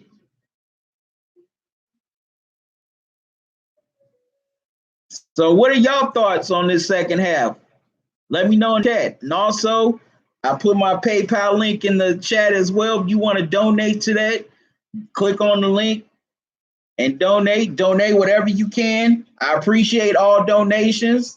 This is to help to keep me. This is to help. Well, excuse me. This helps me to keep this channel going so that way I could bring more quality content to y'all because I enjoy bringing this content to y'all, and I definitely enjoy y'all watching this content. I appreciate all your comments, your likes, even your dislikes. And also, I want to start expanding Talking and Grubbing because I want to start traveling, going out on the road to certain sporting events, also highlighting more restaurants in the Cleveland area and also outside of the Cleveland area. So you donating to PayPal, to my PayPal, excuse me, helps with that. I don't have a cash out right now, but I'm setting that up in the near future, so in the near future. So I should be having that situated soon. Like I said, donate whatever you can. I'm not asking for a whole bunch of money. I'm not asking you to empty your bank account, your wallets. Just, if you could just give me a small donation, that's cool. I would greatly appreciate it. I appreciate all donations. Now, now that I've gotten that out the way, so the second half for Toronto, they gotta, be a little bit better on defense. Kyle Lowry cannot be on Klay Thompson because otherwise he will get ate up alive in the post. Plus, they gotta, keep controlling the pace, keep on applying that pressure to the Warriors. Also, keep on containing Steph. And they gotta start making shots. If they can at least make half of the shots that they missed in that first half, they got a pretty good chance. The Warriors, you want to keep the tempo going. You want to, run, still be swarming into nations on defense. You're a very desperate team. You're down 2-1. You definitely don't want to go back to Toronto down 3-1 with that loud roaring crowd up in, in the sixth Monday night, ready to celebrate a championship. You definitely got to play like your season's on the line because if Toronto comes back and win this game tonight, this will be the last game played in Oracle Arena forever. There won't be no games after tonight. So, yep, so Golden State got to keep that desperation going in them. They want to, they got to show that they want to come back for another game. They don't want this to be their final game ever. They don't want to leave that bad taste in the Warriors fans' mouth at Oracle Arena, because it's already bad enough that that the Cavs in 2016 won the championship on their floor. So you definitely don't want the that your last memories of Oracle Arena is that the Raptors beat y'all on your home floor twice. And now we're starting the third quarter. Okay, Kawhi Leonard knocks down the three, and it's a 1-point game. The Warriors missed their first shot of the third quarter. And now Golden State turns it over. And Kawhi hits a three, and the Raptors have the lead. 48-46. Wow. Kawhi is possessed in this game. He's showing everybody that forgot that, hey, I'm a finals MVP now. Okay, Curry gets the bounce, lucky bounce. And the Warriors are back up one.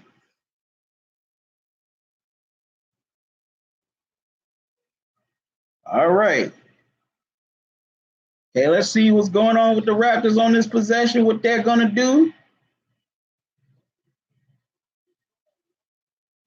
Okay, Marc Gasol, gets the shot to go in. The little jumpers, 50-49. Raptors up by one again. That was good passing by the Raptors on that possession. Wow. Who would have thunk that this would start to be an offensive explosion to start the third quarter? Okay, Kawhi gets called for the foul for running into Draymond Green.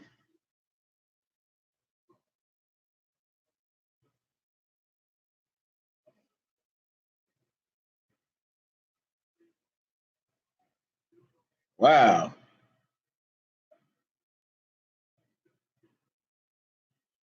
Okay, the Warriors back on offense.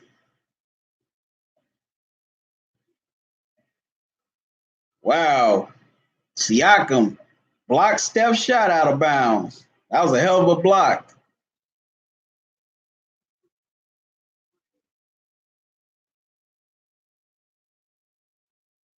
Okay, Klay Thompson, he hit a tough shot to put the Warriors back up one.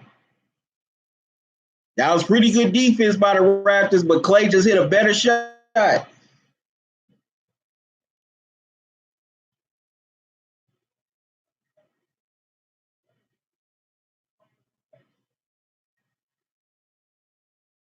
Wow.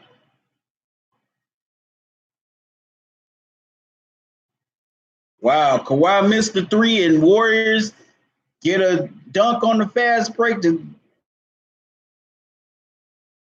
push the score.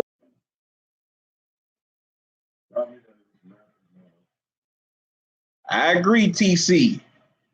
But the rap.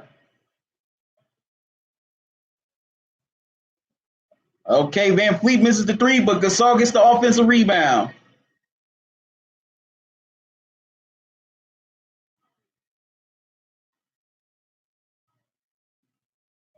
And Iguodala blocks Kyle Lowry's three-point attempt out of bounds, but the Raptors keep the ball with 3 seconds left on the shot clock.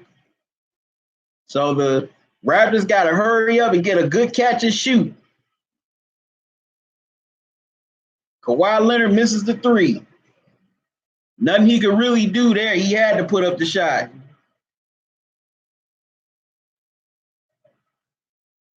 And Boogie Cousins gets the and one. With a smaller Van Fleet on him. See, the Raptors got to stay away from that. They cannot guard these big. They cannot have their smaller guys on these big guys. That's a disaster waiting to happen. And Cousins misses the 3-point play. So it's at a five, so it stays at a 5-point game at 55-50. So Toronto if you're Toronto, you want to slow down the pace, execute in the half court. Okay, it was blocked, but they're gonna call it, but they're about to do a jump off.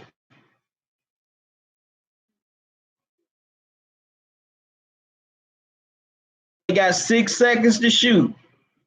Oh, he should have went up stronger to the hole. Maybe he could have got a foul. Okay, the Raptors win the tip. They gotta hurry. As Fred Van Fleet hits the three to cut it down to two at 55-53.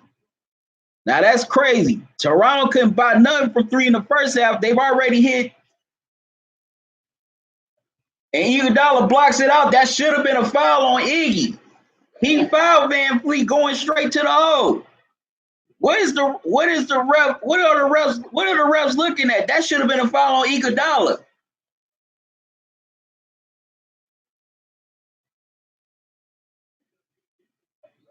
No, that was not good defense. That was a foul. That was a foul.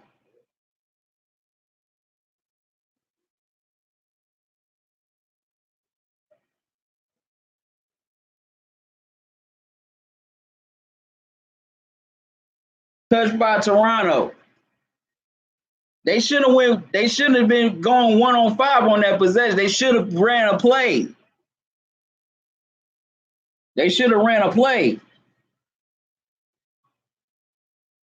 And Iggy misses a three. And Princey and Pascal Siakam gets the and one. And now it's tied at 55. Now let's see he can get the 3-point play so the Raptors can take back the lead. So far in this third quarter, the Raptors have outplayed the Warriors starting this third quarter. They have come out and they've come out strong and aggressive, and they are definitely, to start this third, they're outplaying the Warriors right now. Can I see y'all joining me in the chat? I mean, the live stream. Come on, join the chat. I want to hear your thoughts and comments on this game. Okay, if Siakam hits the 3-point play, now the Raptors are back up one at 56-55. And Clay drills another 3-pointer to get the Warriors back to 2. 58-56. Clay stays hot. He's about the only one that's been consistent for the Warriors tonight. While the others haven't been consistent.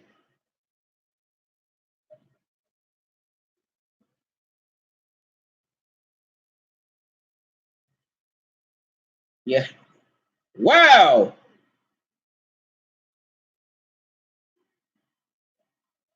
Wow, that's a hell of a block by Draymond.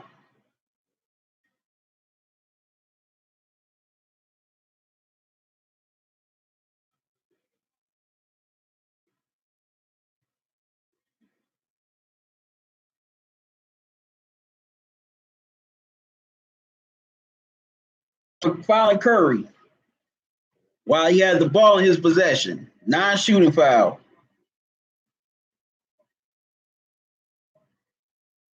And Kyle Lowry should have went stronger to the hole. Forget trying to get the foul. You wide open. Score the damn layup. Forget trying to get the foul. Or do a reverse. Or if you want to shoot, or if you want to short the layup, just keep it up. Just, run it back out, see if you can run a play. But don't expose the ball like that where somebody can block it. That was a dumb play by Kyle Lowry. He should have went for the layup straight or did a reverse. Forget trying to get the foul. You're wide open. The layup. Instead of pussyfooting around. Okay, get a couple more donuts here.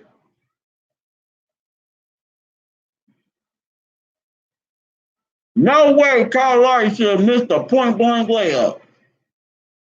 No way he should have let a point-blank layup get blocked.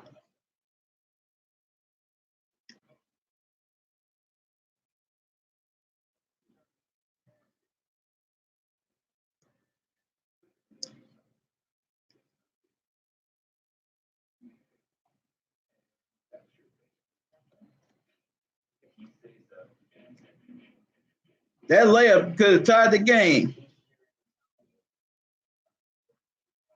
Interrupt your cycle. Yeah, Kyle is pissing me off. Just do a reverse layup. I agree. Forget trying to get the foul. Do a reverse layup, and maybe you might get an and one or get the foul call for you. But no, he sat him and pussyfooted around with the layup. I don't know if pussyfooted is a word, but that's what he did. Sitting up farting around with a layup. Wow, that's all I can say. Wow. I never thought in my years of watching basketball that I would ever see a player fart around.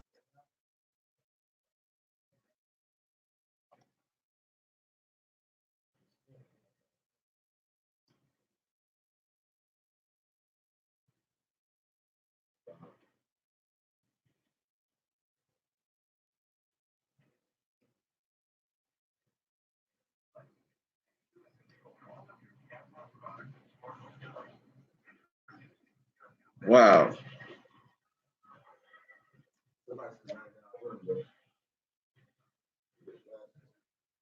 That's true.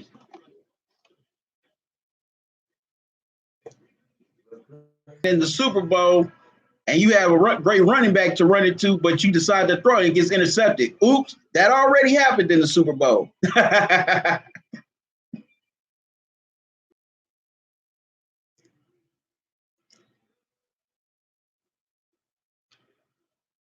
That was good defense at point of attack by the Warriors on Iggy as he tried to go for the layup.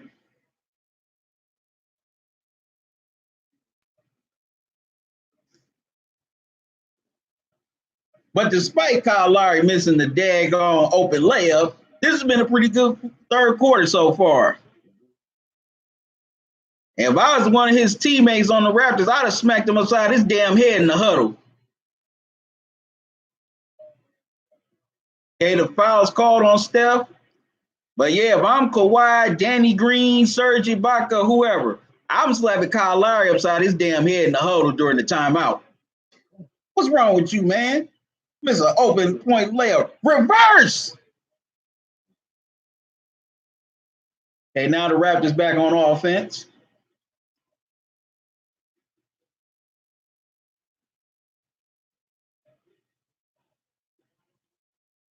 And Marcus Gasol drills the three, aspires to give the Raptors a 1-point lead once again. Now this is the fourth straight three-pointer the Raptors have hit in this third quarter. And Clay misses badly. Oh, you should have got the offensive rebound.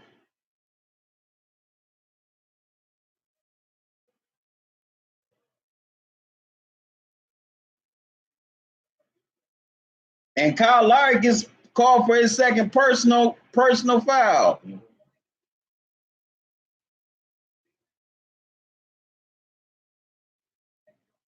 That was still good at, on his part at the point of attack on Draymond, so that way he doesn't get the lob.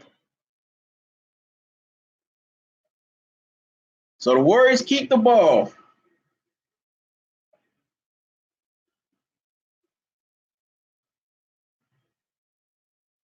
Okay, Klay Thompson hits a three again to give the Warriors a 2-point lead, 61-59. Klay has been the only Warrior that's been consistent in this game. Okay, now let's see how the Raptors will respond.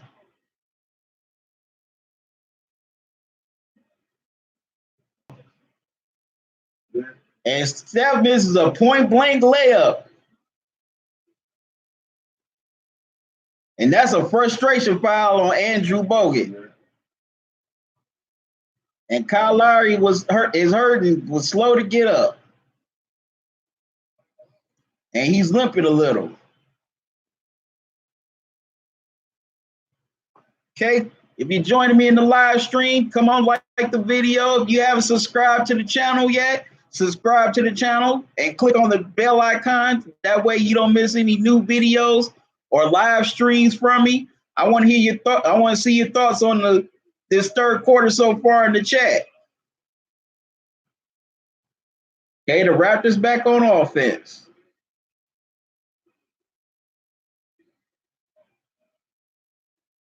Okay, Siakam down low, but they fouled on the entry. The Warriors get called for the foul on the entry pass.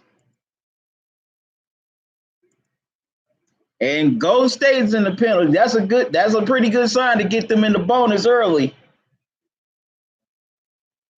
That's a pretty good sign.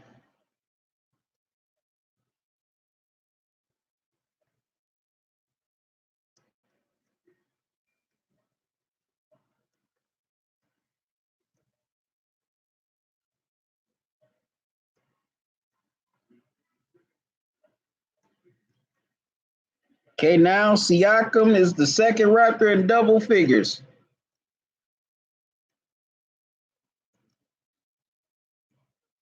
Okay, Gasol's out, Ibaka's back in.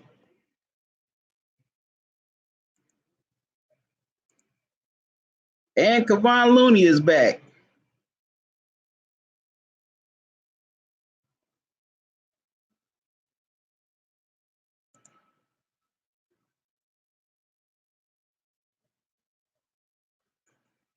Okay, let's see Siakam can hit the and he does. So it's tied at 61 apiece.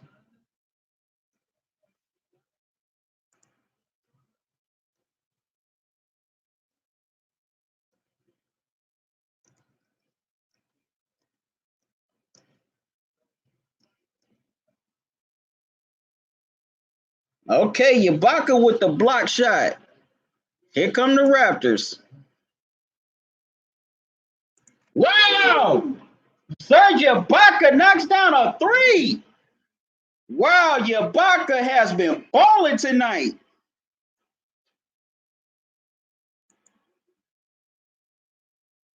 Wow, that's crazy. Toronto couldn't buy nothing from three in the first half. Now they've hit what? 5 threes in a row in this third quarter. And there's been a couple of bigs hitting threes. First Marc Gasol, now Serge Ibaka. Ibaka has been pretty big tonight for the Raptors. That's getting slept on. Now Steph's at the free throw line. And these are Steph's first free throws tonight.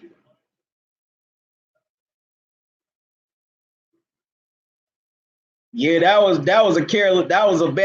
bad defense right there by the Raptors. Okay, Curry hits both to make it a 1-point game at 64-63. So the Raptors, they gotta keep scoring. They can't have empty possessions and also play defense because you got Golden State backs to the wall now. They wanted to start out this third quarter to kill the Raptors, but now it hasn't happened. Wow, 24-second violation. Somebody should have took the shot. Too much dribbling. The Raptors just dribbled that whole 24 away.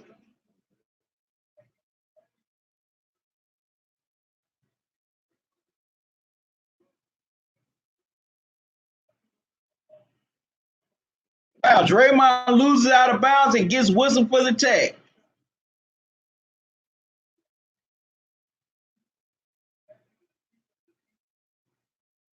So who's going to shoot the tee for the Raptors?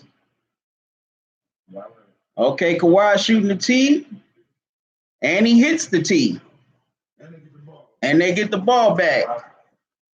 So Draymond cost his team a possession. Now the Raptors get hit the tee. Now they get possession. Okay, y'all joining me in this live stream. Welcome. You know, it's been a hell of a third quarter so far. The Raptors have come out swinging. So come on, join the chat. I want to hear your thoughts and comments on this game so far in this third quarter. All right, and the Raptors drill another J.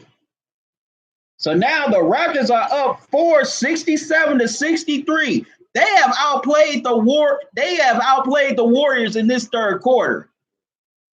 And now the Warriors take a timeout.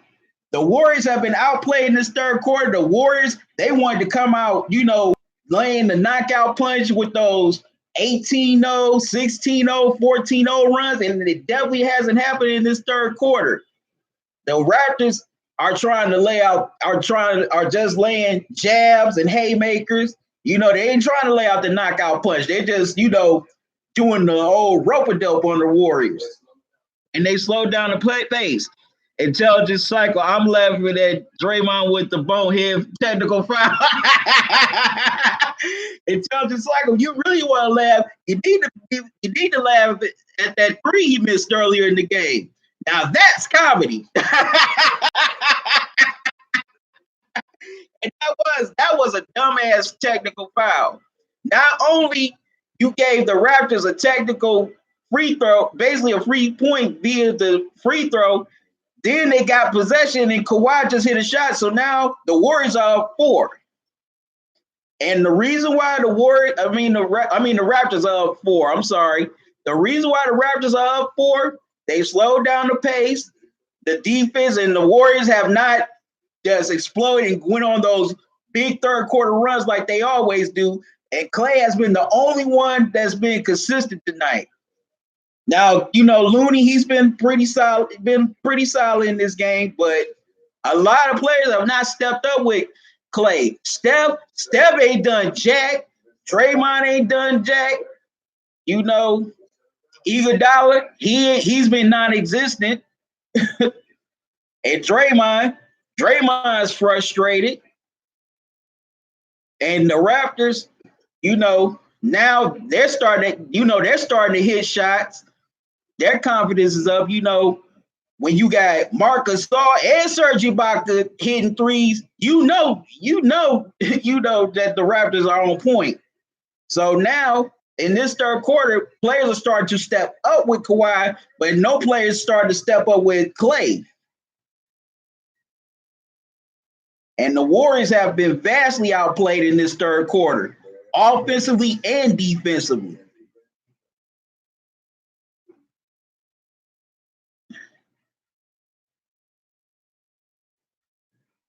Yep, I said if Toronto can hit some of the shots that they missed in the first half, in the second half, they got a chance. And they're starting to hit those shots that they missed. I mean, they were, they couldn't buy nothing from three. They couldn't hit nothing between San Fran and Vallejo. Now, in this third quarter, they've hit, 5 threes in a row? So now they started to make shots, and they've been more aggressive.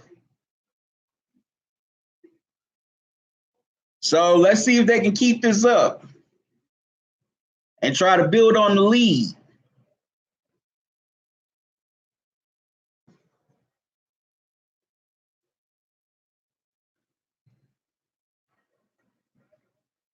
And it all started in the third quarter because of Kawhi Leonard.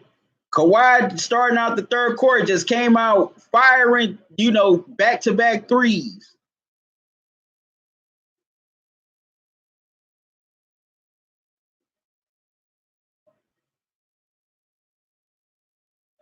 Wow, Curry missed the wow layup, but the Warriors got the offensive board. That was good defense by Toronto, but the Warriors were just quicker on the ball. Yep, they waved it off. 24-second violation. The ball was still in there in Draymond Green's hands when the shot clock expired. So good defense possession by Toronto. They get the ball back. Okay, so let's see.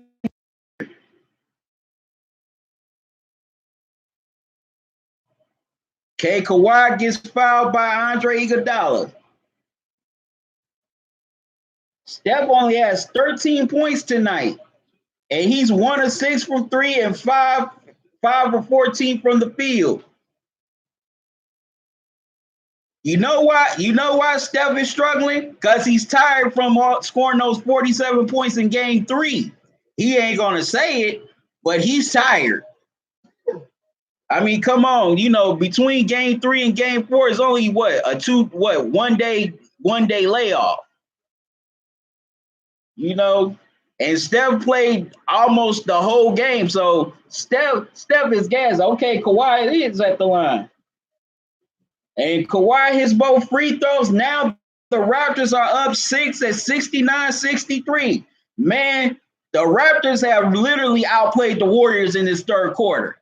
They've been outplayed, out-hustled, out-muscled. And now the Warriors are missing shots. You know, Quinn Cook just missed the three. Now here come the Raptors. Okay, now if you're the Raptors, you got to have good shots and good possessions.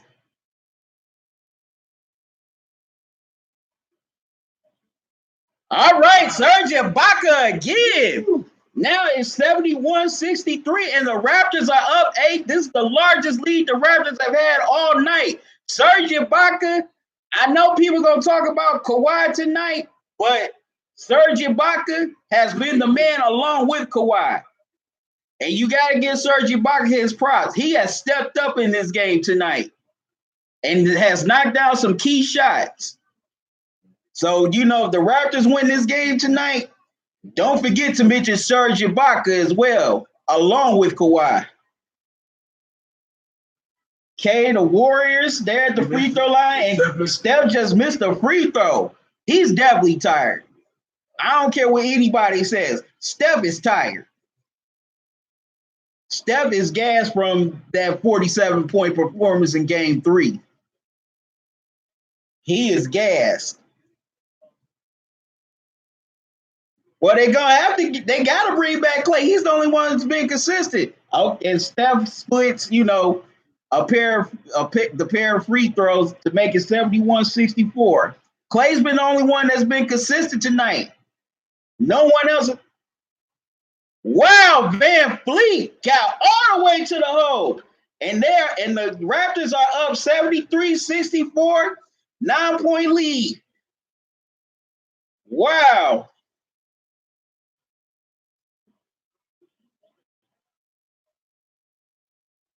Wow. The Warriors have gone cold. Okay, Kawhi gets fouled by Draymond. He's going back to the free throw line. And the Raptors are going to try to extend this to an 11-point lead. The Raptors, they've come out strong in this third quarter. And they've just outclassed, out-hustled, and out-muscled the Warriors in every facet. Offensively, defensively, rebounding, hustle plays.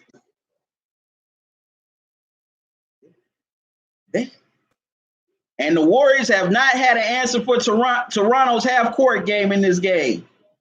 As Kawhi hits both, and now the Raptors lead by 11 at 75-64. Klay has been the only one that's really, and Steph is way off on three. And Kawhi with another J. 77-64. Kawhi is killing the Warriors tonight. Okay, Curry got the and one, but that was a tough and one. Yeah, making them work. Curry, Steph. No, it ain't about work. Steph tired. Steph is tired from that Game 3. Come on, that man played at least. If I were to look, matter of fact, I don't even have to look. I bet my last dollar, Game 3, Steph played about at least 30 to 40 minutes in Game 3, scoring all those 47 points. Steph is gassed. Okay, Curry completes the three-point play to cut it down to 10.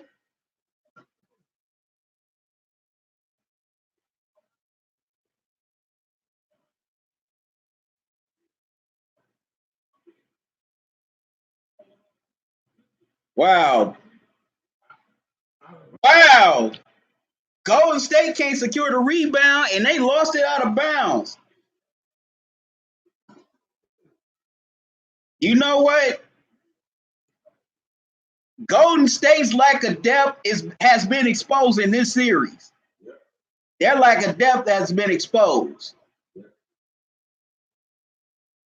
So now can Toronto take advantage and get the last shot of the game? Be a 3 or the 2? Let's see. And Kawhi does take advantage. 79-67.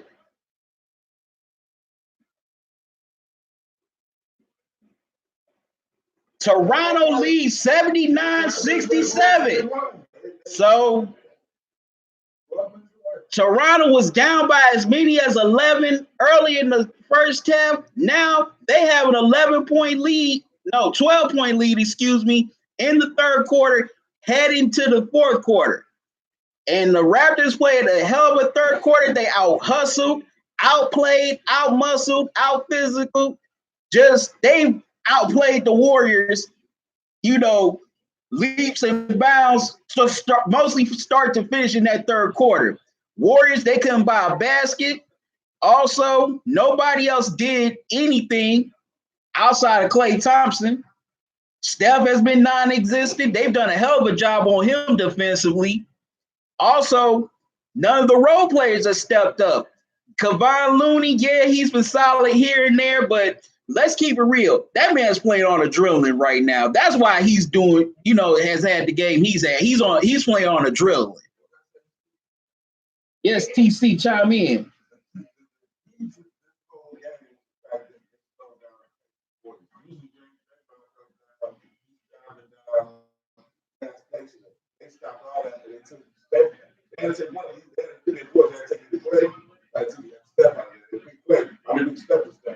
Right. And what happens now is that first thing, they might get no shots up. The rock up there, and the thing is, the key to this whole thing for the Raptors not scared. That's right. Because you have champions that's on the champions on the Raptors as well. Danny Green, right? Right. So now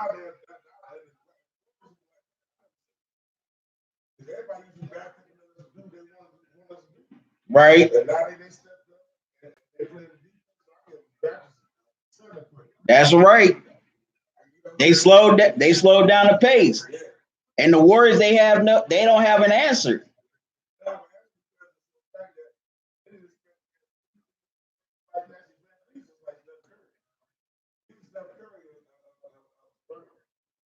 No, I say he's a Van Fleet is a modern day Vinny Microwave Johnson. Yeah. Yeah, they are similar. Yeah.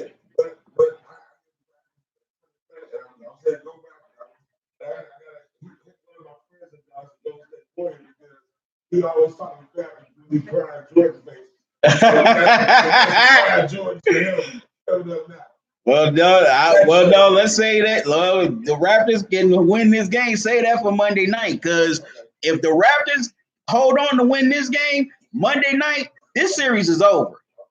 This series is over. Even if KD does come back for Game 5, Golden State ain't coming. Golden State is not going to pull the Cleveland Cavaliers. See, people keep talking about what they could do what the Cavs did. Let me tell you something. There was something special about that Cavs team in 2016. There was a spirit about them that wasn't going to let them lose. LeBron was not going to let the Cavs lose that series. He said it, hey, after Game 5, we got to go home anyway. Let's win another game. He told everybody, come on, get on my back. Let's make history. And you know what? This Raptors team is in the same spirit of the 2016 Cavs. Watching these Raptors, they got that same spirit. That Cavs team wasn't afraid of Golden State either. And that was a Warriors team that was way more deeper and had won 73 games. Okay, Van Fleet just hit a three to start out the fourth quarter. It's 84-67. Oh, 82-67. Sorry, it's my fault, y'all. Golden State is getting killed.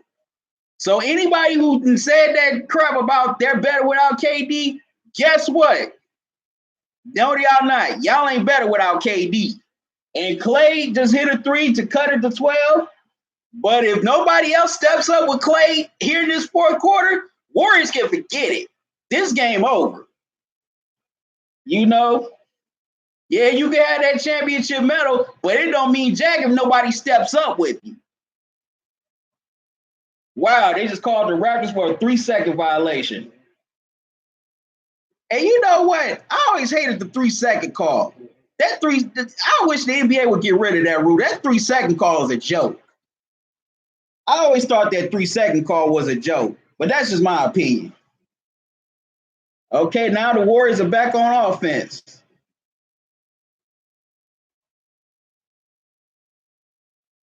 Andre Iguodala missed another 3. Andre Iguodala has been non-existent in this series, and I think this is like the last year that contract extension. I think after next year, Iguodala is going to hang it up. And plus, okay, they got to steal. Warriors got to steal. And Steph's still missing 3s.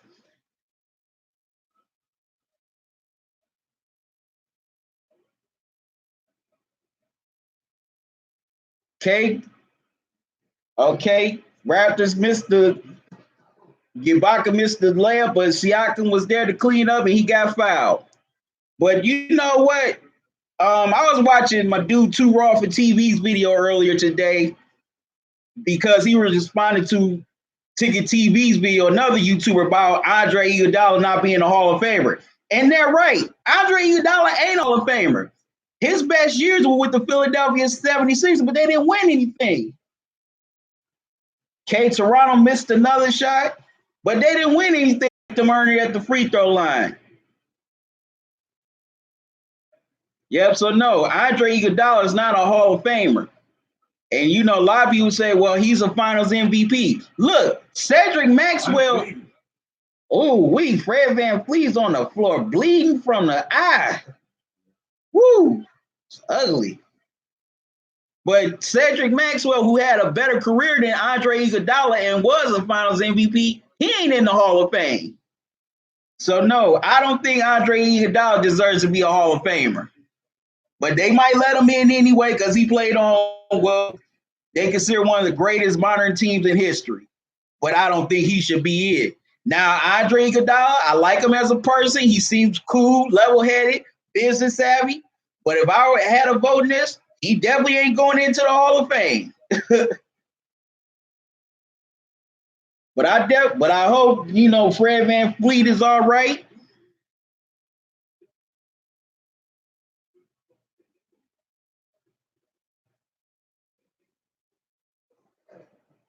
Because they've been outplayed. That's why. That's why they look exhausted. They've been outplayed. Most of this series, Golden State has been outplayed. They've been outplayed, outmuscled, outcoached. That's why they're exhausted. They can't keep up with Toronto. Okay, VanVleet has to go to the locker room to get stitched up.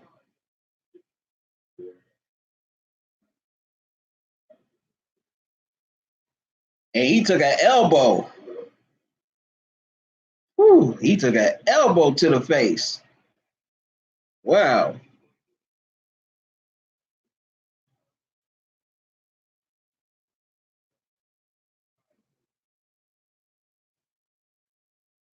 Wow. Okay, they're going to review to see if that was a flagrant on Iguodala.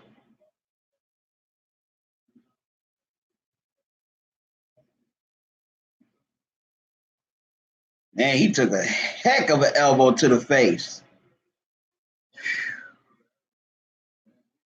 Dude, and he bleed like that. What the hell does Iguodala got in his elbow? Razor blades? Oh, Sean Livingston. I'm sorry. What the hell Sean Livingston has in his elbows? Razor blades? How you bleed from an elbow to the face?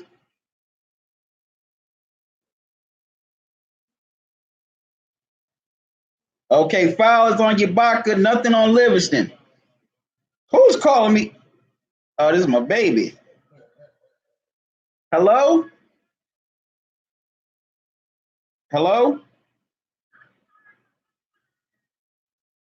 Hey, babe, I'm on YouTube. I'm live streaming right now.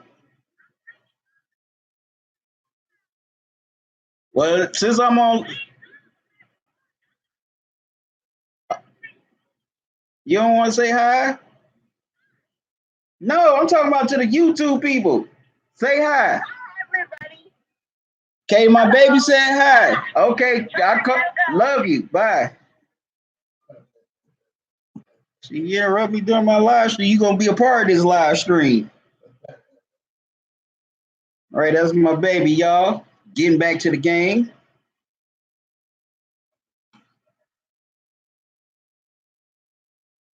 Okay, they called the foul on Ibaka. They didn't call nothing on Livingston. And he's at the free throw line shooting 2. Let's see what go. Okay, he's already hit the first. Now he's going to try to hit the second to make this a 10-point game.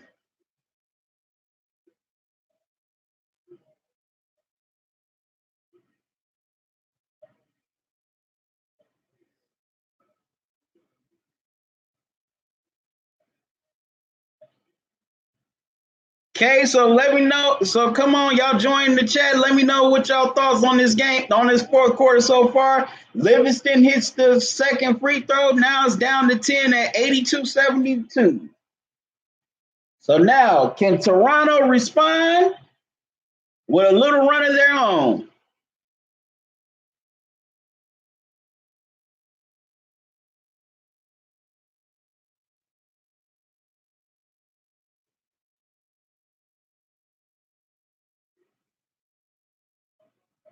Wow, and they do respond. Serge Ibaka with the and one. Now he has a chance for the 3-point play. And Jurassic Park is going crazy in Toronto. Man, Serge Ibaka has been the man along with Kawhi tonight.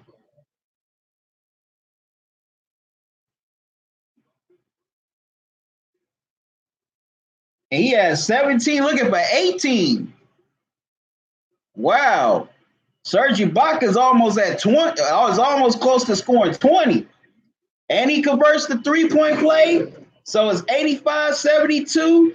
The Raptors are up 13 as Golden State goes back on offense.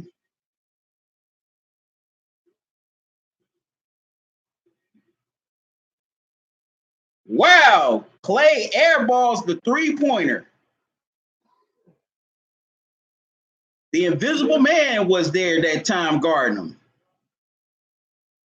Okay, now the Raptors are back on offense. Now got to take care of the ball, run a play, and score. Kawhi with another 3 again. It's 88-72. Kawhi is balling tonight. Kawhi has been balling tonight. He's showing everybody. Y'all must have forgot. I was a finals MVP, okay? Y'all have forgot about that. But now he's showing people that, hey, I'm about to get this finals MVP again. If we win this series, I want to get another finals MVP. And if Toronto can win this series, 9 times out of 10, he will be the finals MVP. Even though Siakam has had a hell of a series as well. You know, he's averaged 20 points per game too. He's a Reed. What's up, man? How you doing? Thanks for joining me. How's your Friday? And what do you think about this game so far? This great second half by Toronto has come in this second half and outplayed the Warriors tooth and nail. They have been heads. Okay, they just called a foul on Kawhi, but this second half, the Raptors have been head and shoulders above the Warriors. They've been out hustled, they've been outplayed, they've been out coached. Nick Nurse has pushed the right buttons. This is the first time Steve Kerr has been out coached since Tyronn Lue did it in the last 3 games of the 2016 NBA Finals. Okay, your Friday and your day, and your Friday's been good and you're doing good. That's good to hear. So, T, what you think about this game so far? Okay, Golden State hits both free throws. Is 88-74. Now Toronto has to score.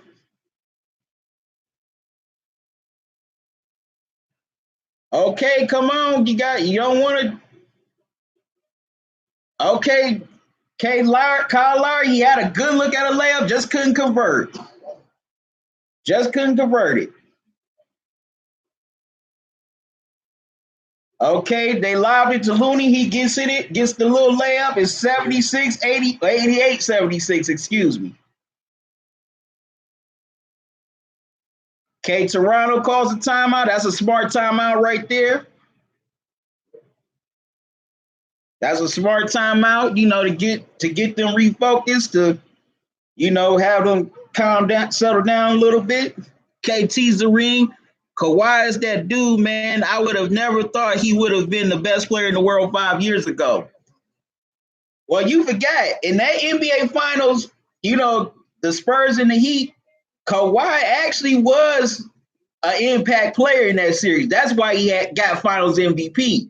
I know everybody thinks the Finals MVP has to score all these, tremendous points, but despite Kawhi only averaging, 15 points in that series, he was very impactful in that series. With his defense on LeBron, he played hella defense on LeBron in that series. So he's had the potential to be one of the best players, if not the best player in the NBA. But it's like he didn't know his potential at that time. But he started to realize it in his later years with the Spurs.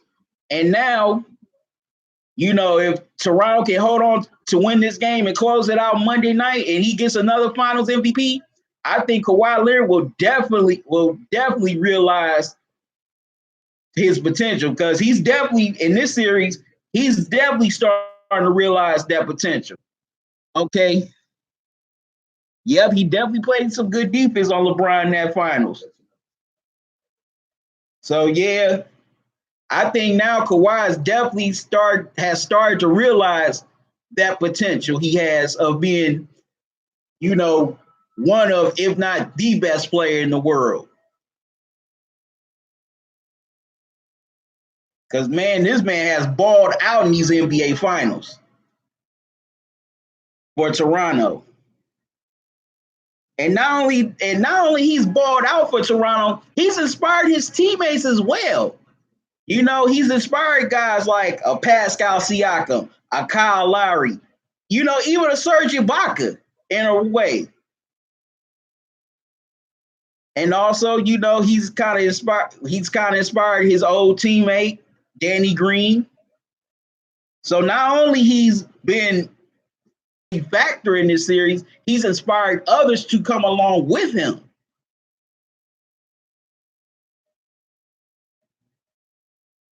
So if Toronto can hold on to win this game tonight and close it out Monday, then I definitely think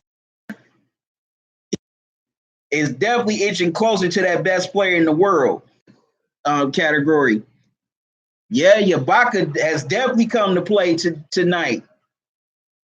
And Ibaka got it going in that second quarter when he started hitting those jumpers to, keep the Raptors within touch with Golden State. He's another reason why that, the Raptors were able to hang around this game.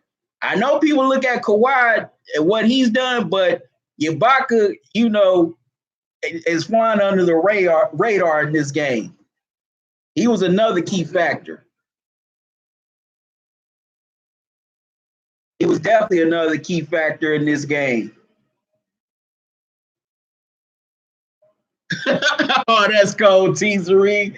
You said Skip Bayless about to hang himself. That's cold, man.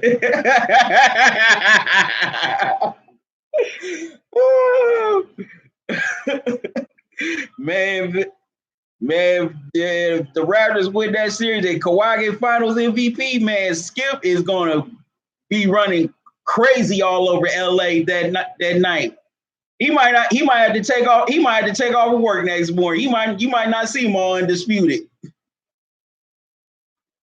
All right, Danny Green. Speaking of Danny Green, he hit a three, and it's 91-76 Toronto. Wow. I just spoke up Danny Green's name and he hit a three.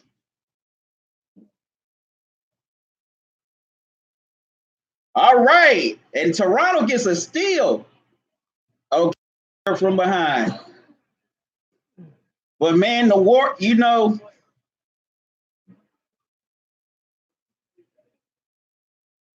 man, I like the spirit. I like the spirit that Toronto's playing with.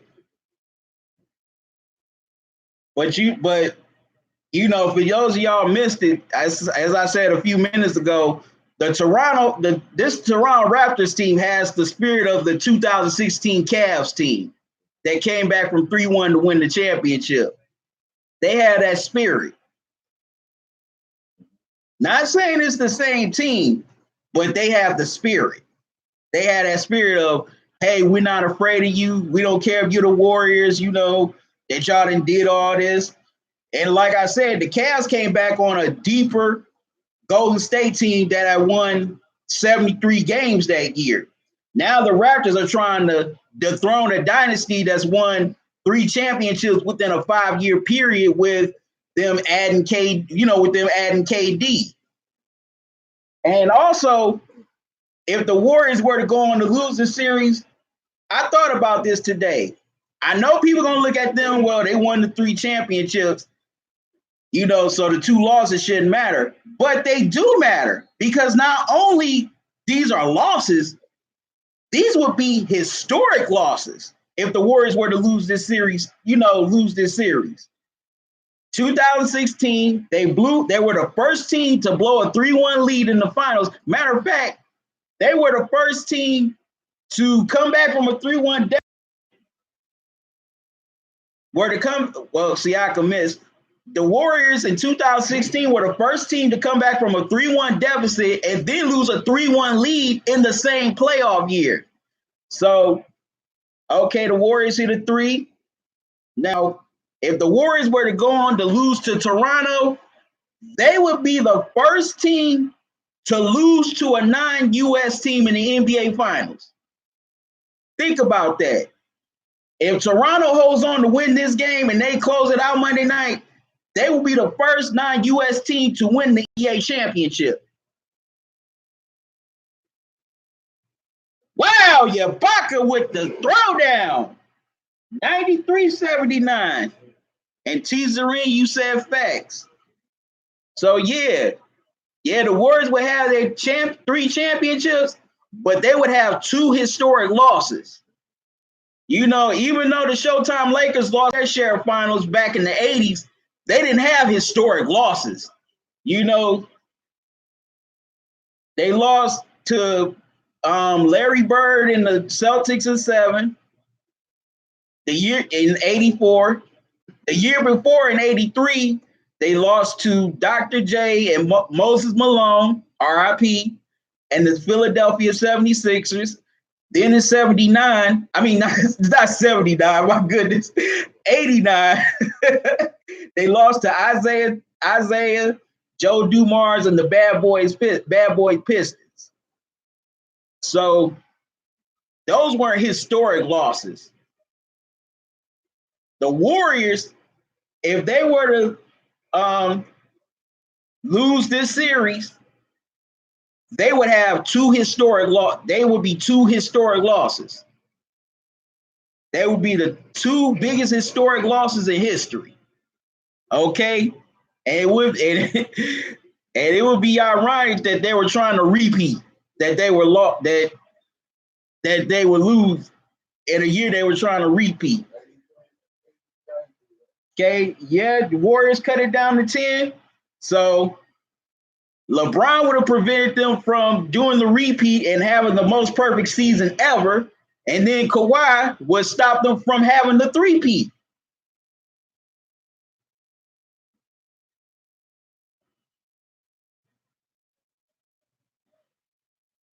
Okay, Raptors missed the floater, and now the Warriors rebound.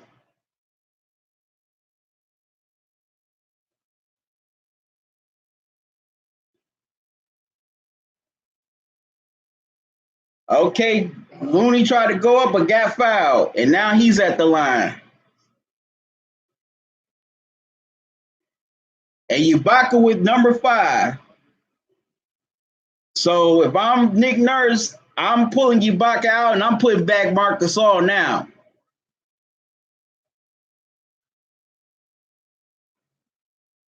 And Looney misses the first free throw. Okay, Marc Gasol's back in. Definitely got to bring back Marc Gasol. You don't want Ibaka to foul out. He's been pretty good tonight. Okay, and Looney's in double figures. And he misses both. And it stays a 10-point game. Wow, those are some big misses by Kevon Looney. That could have cut it to single digits. Okay, now the Raptors, they got to get a score.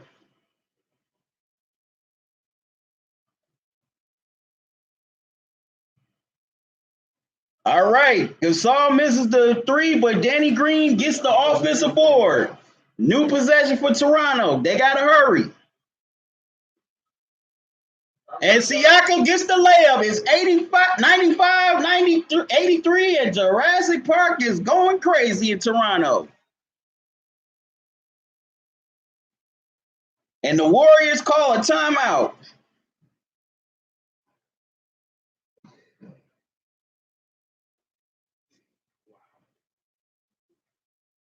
Yep. See, Looney misses those free throws, and on the other end, Toronto scores. So now it's basically a 4-point shift. Looney misses the two free throws on his end, and Toronto goes to score on the other end. So now it's like a big momentum shift. Instead of being down 8, they're down 12. Those were big missed free throws by Kevon Looney. Now Steph, he's trying to get going now, but it could be too little, too late, because if the Warriors start going cold again for a few minutes and Toronto gets at least a good 3-4 more scores, then that's pretty much it. You know, because like I've said earlier, Klay Thompson has only been the consistent warrior in this game, and no one else has stepped up. But that was smart on the Raptors' part, because they had to take one of them out. It was either going to be Steph or Klay. They said, okay, we'll let Klay go off on us, coming back from that hamstring. But Steph ain't going to go off. Okay, T-Zari, you said Golden State better play. Better pray they resign KD, because they ain't winning no finals if he leave.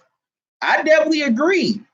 If KD decides to walk out the door this offseason, their chances of winning the finals are slim to none, in my opinion. Definitely slim to none. And I know people gonna say, well, you could just put the original core back together. No, it really don't work like that. Because one, they sacrificed a whole lot of depth to get KD. Plus, Klay wants to get paid. Draymond came out saying he wants to max, but I mean, he ain't no daggone max player, so I don't know why he said that. Because he ain't no max player. No other team's gonna pay him buku money for what he does. And plus, you already got Steph's $201 million contract tied up. So how are they gonna retool if KD leaves? How are they gonna retool that bench? It seems like the only player that's been solid that they got in the draft pretty good they drafted is Looney. But the other guys that they've got in the draft hadn't they've been up and down, like Jordan Bell and all of them. They've been up and down. Yeah, Quinn Cook is okay, but he's up and down too. I mean, he had those big threes in game 2, but game 3 and tonight, Quinn Cook ain't done jack. He can't hit nothing. He can't even throw it in the Pacific Ocean. Okay, now the Warriors back on offense. Okay, that was good defense by the Raptors on Klay. Now they're back on offense.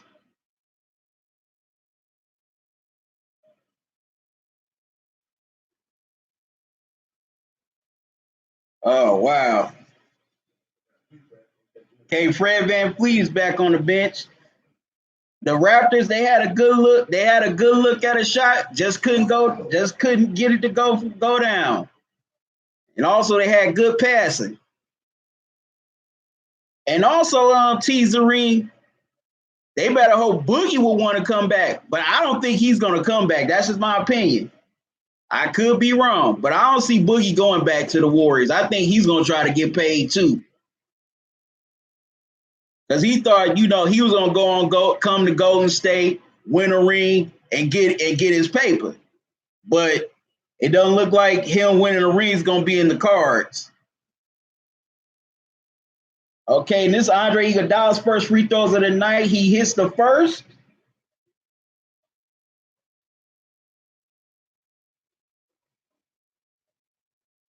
Yeah, I don't know where Boogie might go either. He's gonna want to get paid. Okay, Iguodala misses a free throw. See, now coming down the stretch, the Warriors have missed big free throws. First the two by Kevon Looney. Now Iguodala split his pair of free throws. So now it's back at 11. Okay, Kawhi is going to the free throw line. And also you can tell by the Warriors, their body language, they're done. You can just tell by their body language, they're done. They are dejected, defeated. Look at Clay. Clay played his heart out tonight, and it still ain't been enough. They're a dejected team.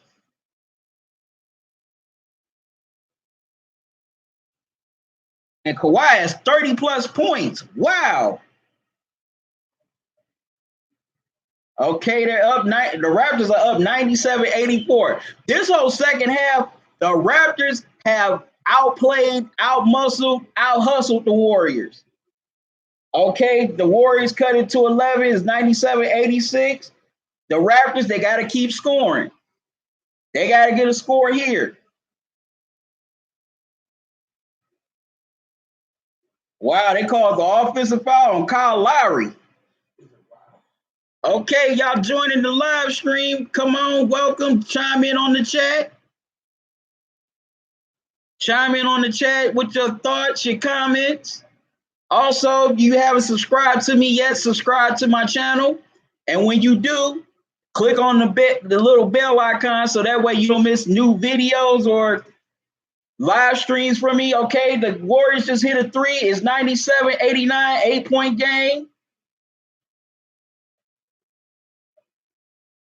And Draymond Green shuts Siakam, so the Raptors are going to the line. So Siakam's going to the line to get it back to double figures.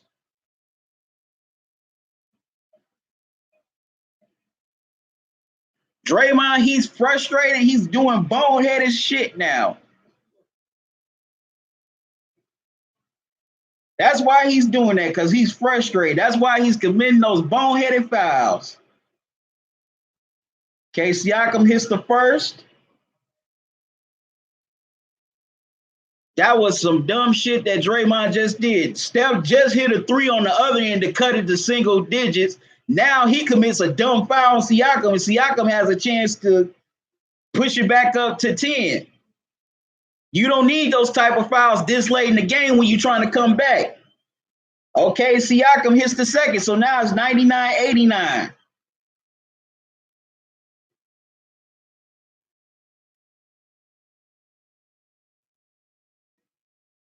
All right, good steal by the Raptors. Oh, wow. Kickball. Wow, it was a kickball. He threw it off of his foot. That wasn't no kickball violation. What are these refs looking at? Be right there to play, and they don't call it right. I wonder, do these refs drink 80 proof before the game? Okay, Steph airballs a two-pointer. Yeah. Steph is tired. Yeah, Steph is tired from that game 3. He's gassed. So is Clay. Clay is gassed too. As Kenny Smith said, it's over, ladies and gentlemen. You're right, T-Zareen. Man, Oh, wow. 2-pointer by the Raptors is 109-89. This game's over.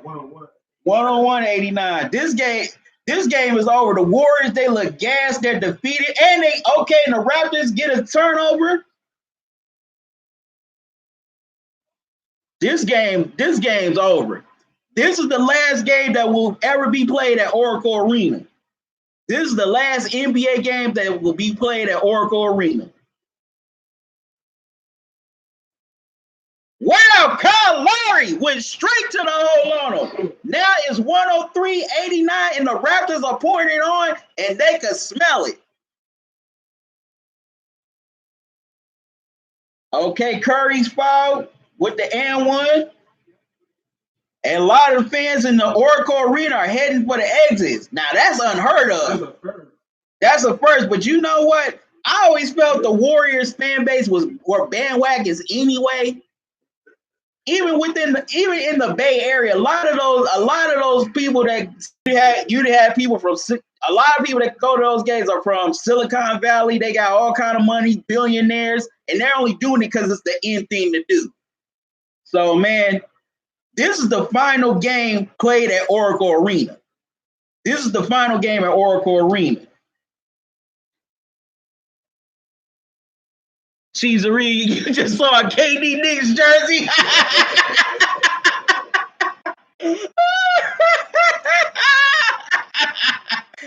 Yeah, it might be. It might be. KD might be the Knicks within the next month. Okay, it's 103-92. Yep, Toronto, they're hungry. They could sense that championship trophy in their grass. They can taste the champagne. Wow, they had a good look at the floor, but it was short. And it's Toronto's ball. So, man, come Monday night, I'm calling this right now. This series is over come Monday night. No matter what happens. I know you Warrior fans, y'all optimistic that, we're going to get KD back. No, y'all ain't getting KD back. I'm sorry. Y'all ain't getting KD back. And even if y'all did get KD back, y'all still ain't winning game 5. Okay? Y'all are not going to pull the Cleveland Cavaliers and come back from 3-1. Okay? Y'all will be on the wrong side of history once again, because now y'all about to lose to an NBA team that's outside the United States. Yeah, it went with Steph's shoulder, so yeah, that's the Raptors ball.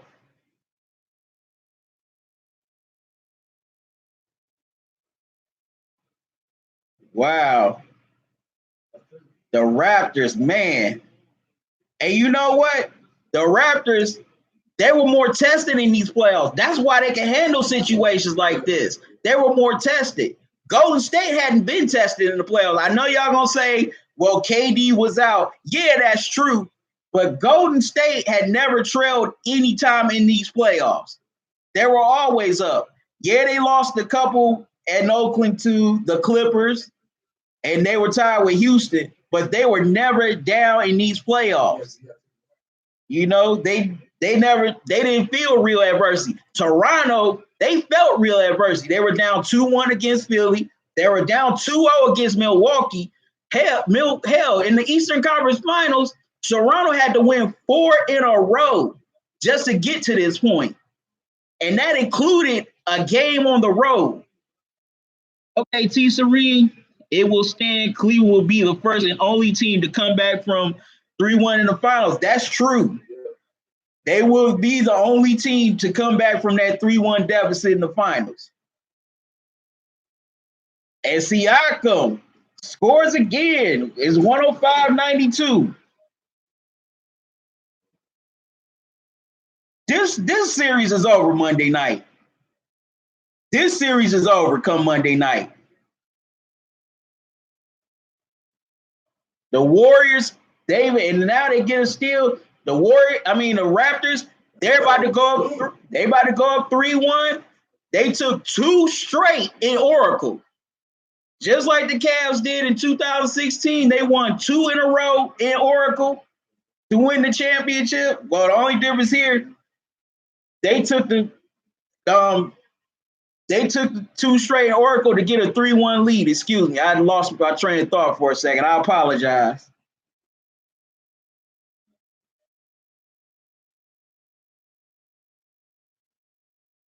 You know, that's it. Toronto's up 3-1, and now they're 1 win away from making history. They're 1 win away from winning their first NBA championship in franchise history, and they're 1 win away from being the first non-US team to win an NBA title. So I was saying this early on the live stream, y'all just joining me, that if the Warriors went on to lose this series, yeah, they got their 3, but their losses would stand out because not only their losses, but these 2 losses will be historical losses. Okay, that's why a lot of people still talk about that 2016 finals, because not only it was the Warriors lost after winning 73 games, they had a historical loss. They were the first team ever in the NBA Finals to blow a 3-1 lead. Not only that, they were the first team to come back from a 3-1 deficit and lose a 3-1 lead in the same playoff year. Now, Toronto closes out this series whenever, I think it's Monday night, but you never know. Whenever they close out this series, Golden State will be the first team to lose to a team that's not from the US for the NBA championship. So, no matter what, yeah, people gonna remember they 3, but people ain't gonna forget the 2 they lost, because these 2 losses will be historic losses. But you gotta give Toronto credit. Toronto has outplayed the Warriors most of this series. If Toronto could have hit those shots in game 2, 9 times out of 10, Toronto would be celebrating a championship in Oracle Arena right now. If they could have hit some of those shots they missed in game 2. And if it wasn't for Iguodala getting lucky by getting a wide open 3, who knows what could have happened? It could have either went to overtime or the Raptors could have won at the buzzer in game 2. But in the second half, especially starting that third quarter, now we all know that's the Warriors' third quarter. That's the quarter the Warriors want to go out and just, bam, lay the knockout punch to you. But guess what? It was Toronto that came out throwing jabs and haymakers and started playing rope-a-dope with the Warriors, and it got them tired. The Raptors played rope-a-dope with the Warriors, and the Warriors got tired. Just like Ali did against Foreman in Rumble in the Jungle in Africa back in 74. They played the rope-a-dope, and the Warriors got tired, and they had no answer for them after the Raptors in that third quarter, because the Raptors just came out firing on all cylinders. Kawhi hit back-to-back 3s to start the game. Then people started coming along with them, like Serge Ibaka, Marc Gasol, Kyle Lowry, Siakam. You even had a Danny Green appearance. And for the Warriors, nobody came along with Klay. The Raptors did a hell of a job shutting down Steph. Iguodala didn't do nothing. Draymond didn't do nothing. That whole bench didn't do nothing.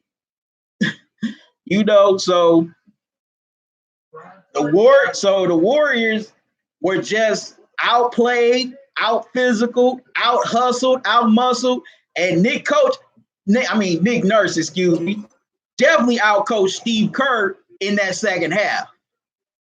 He pushed all the right buttons in that second half for the Raptors and get this win.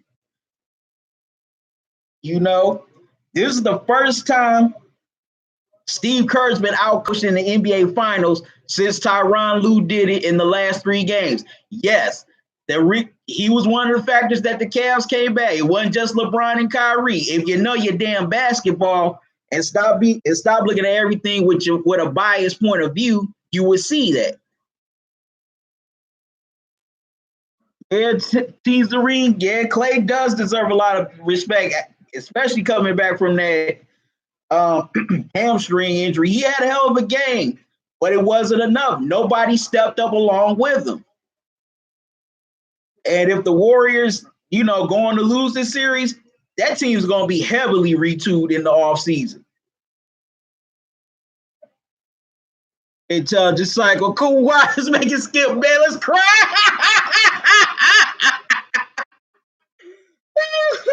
No, he ain't making Skip Bayless cry. Skip ready to throw his daggone TV out the window. And I bet my last dollar, Skip Bayless' wife got on a Raptors Kawhi jersey. But come Monday night, if Toronto, closes this out and wins it, Skip definitely gonna cry. He gonna throw out his TV, and plus he got a bunch of dogs. He gonna be ready to throw all his dogs out the window. No, I shouldn't say that for the animal lovers out there. I shouldn't say that. I'll just say he'll be ready to sit all his dogs out on the porch. So to all the animal lovers that's watching this live stream, I apologize for my poor choice of words. He's a read, yeah, everybody on that Cavs team from the coach all the way down to Mo Williams. That's right. In that comeback, everybody on that Cavs team was a factor. Everybody. Even guys who didn't play that much in that series were still a factor. And that's another thing I like with this Toronto team. That's why I say this Toronto Raptors team reminds me of that 2016 Cavs team. This Raptors team has the same belief that 2016 Cavs team had. They did. They had that belief. The Raptors had that belief that they can win this championship no matter what. Hey, we play the Warriors, we can beat the Warriors.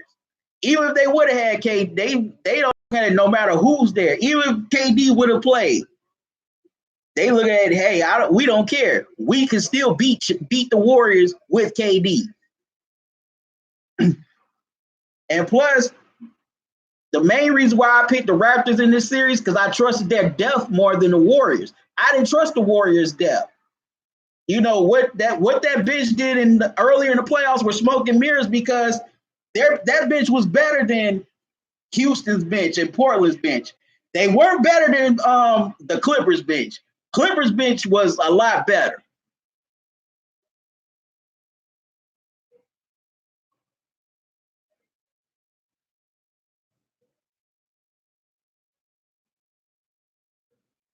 Yeah, Teaserine, Draymond's looking silly right now. Draymond is doing the same stuff that got him suspended in 2016.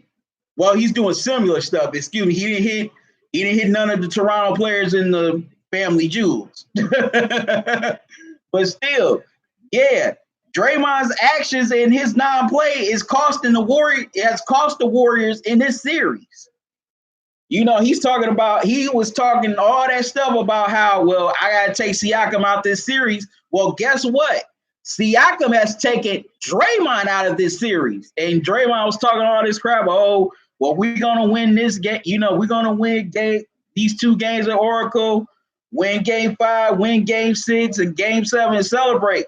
That look like that ain't about to happen now, bro. Y'all about to go home. Okay? And that's gonna be crazy that LeBron and Kawhi stopped the Warriors from their quest for repeats. LeBron stopped the Warriors from repeating and having the greatest season ever. And now Kawhi is about to stop the Warriors from a three-peat. You're right. Kawhi said not today. Kawhi came out in that first quarter just balling. And that was despite the fact that no one else was stepping up with him.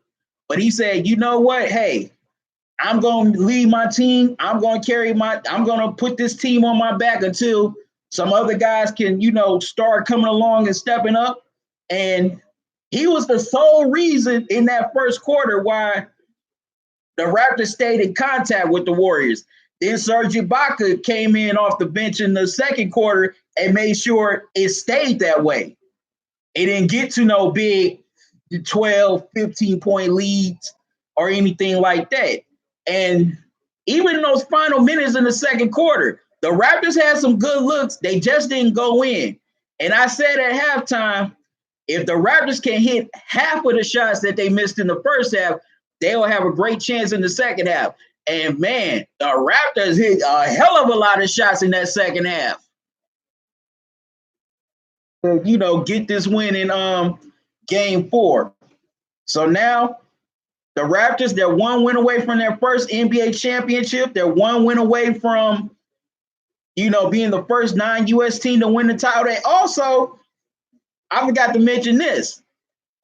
If the Raptors were to win this championship, whether it be Monday night, game 6 or game 7, Nick Nurse would be the third rookie head coach within the last 5 years to win an NBA title in his first year of head coaching. Steve Kerr won in his first year in 2015. Tyronn Lue won in 2016 when he took over as the Cavs head coach in the middle of the season. And now, if the Raptors pull this off and win this series, Nick Nurse will be the third head coach within the last 4 or 5 years to win the championship as a rookie head coach. That's been a hell of an accomplishment in these last few years. I don't think I ever seen a year in the NBA where that many rookie head coaches win an NBA championship in their first year. He's the ring, man. Toronto gonna be the real deal. If they keep Kawhi, they'll go to at least the conference finals every year as constructed now if they retain the team. Yeah, they definitely will. If they win this championship, they're going to be a force to be reckoned with for a long time if they keep Kawhi. And if they retool the team, you know, a little bit and get some more bench help, oh, yeah, Toronto will definitely be a team to be reckoned with. But I got to also play this scenario. If they don't retain Kawhi, I think the Raptors fans will still be happy because, hey, they got their championship, you know, and Kawhi will go down as a legend in Toronto for that. You know, if he were to say go to LA or whatever in the offseason, Kawhi will be a legend in Toronto if he delivers this championship, even if he does leave. Because, you know, as y'all all know with LeBron, the first time in Cleveland that he left, it went real sour with the fans, you know, with burning the jerseys. No, not everybody, and no, I got to put this out here, not everybody in Cleveland burned LeBron's jersey, only a certain few. But then LeBron came back and he won the championship for Cleveland, you know, broke the 52-year drought. And when he left to go to LA, there was really no animosity from the Cleveland fans. You know, LeBron, you know, people love and appreciate LeBron. And LeBron, you know, is definitely a legend in Cleveland. And lost my train of thought for a second, y'all, excuse me. And, you know, it's like, you know, Cleveland now, we're happy that we got our championship and he broke the drought. So it's like he kept his promise. It's like all debts are paid. Okay, Tizeri, he would be like their LeBron once he brings up a title. Yeah. So no matter what happens, I really hope Kawhi stays in Toronto if they win this championship. But if he doesn't, Kawhi will definitely be a legend in Toronto. If he wins this championship, he would surpass Tracy McGrady, Vince Carter, and Chris Bosh. He would surpass all of them in Raptors history. Because he would have won the championship. And Shaq, shut the hell up, talking about I ain't over to the confetti flies. Bruh, it's over, okay? It's over, dude. I bet you said that same stuff after your Lakers was down 3-1 to the Pistons in 2004. Oh, it ain't over. Yeah, it is over. Toronto, they got too much momentum. They're real hungry. They're real focused. You know, they feel it. You know, they feel that championship trophy within their grasp. They imagine that taste of champagne.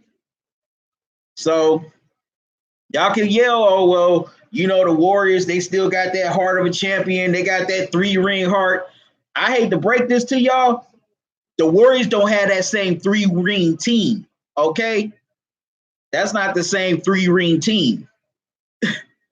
That team is less deep. That team is less deeper. They're too top heavy. They're too reliant on, you know, Steph, Clay, Draymond. Boogie's on half a leg. I'm watching the NBA TV post game now with Kenny, Shaq, and Kenny's right. The Warriors are not the better team right now. Y'all can yell, well, they're still the defending champs. You know, they're not, you know, they ain't out yet. You know, it's not over till they're knocked out. The Warriors are barely standing up now. Okay. If this were a boxing match, they would be bruised, bloody, you know, swollen eye. It would be like in the first Rocky where, you know, they had to go to the corner to get cut to see out that, you know, that big eye, you know, that swollen eye. Teasery, yeah, this is over. It is. It's over. But if this were a boxing match, man, the Warriors would be barely able to stand up right now. They would barely get up after, you know, before the ref counts to 10 and just says, you're out. That's what it is right now. The Warriors are barely standing up. They are barely standing up. So, man, the Raptors, they showed a lot of heart. You know, they could have just packed it up in the first half when Golden State, you know, went on that run. They could have just said, hey, you know, we got game 5 at home. Let's just do it, you know, let's just do it there. But they said, no, we're going to stay in this game. We're going to slow it down. You know, Kawhi was hitting. Then Serge Ibaka came along in the second quarter and started hitting. And we win, and we're going to stay in contact with this team and give ourselves a chance to win this game. Okay, let's walk out of here with 2 straight in Oracle. And the Raptors, they did a hell of a job accomplishing that. Now, game 3, they dominated game 3.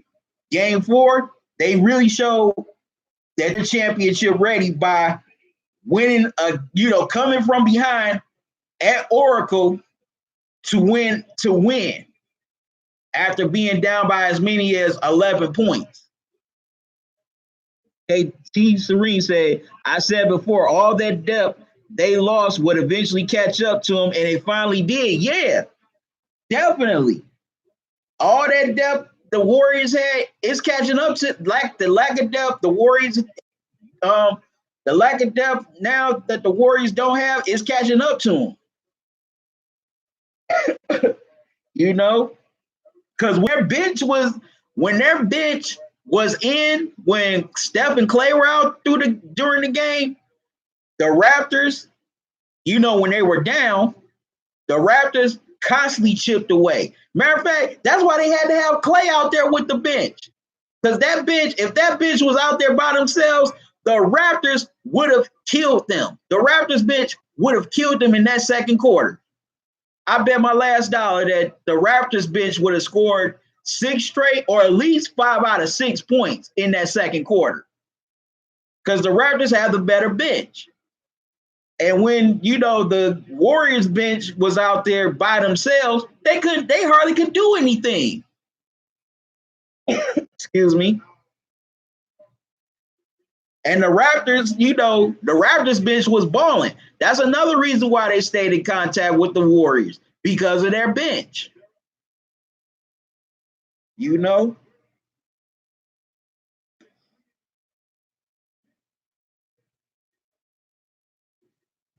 And the Raptors and the Warriors, they haven't seen a team like the Raptors before.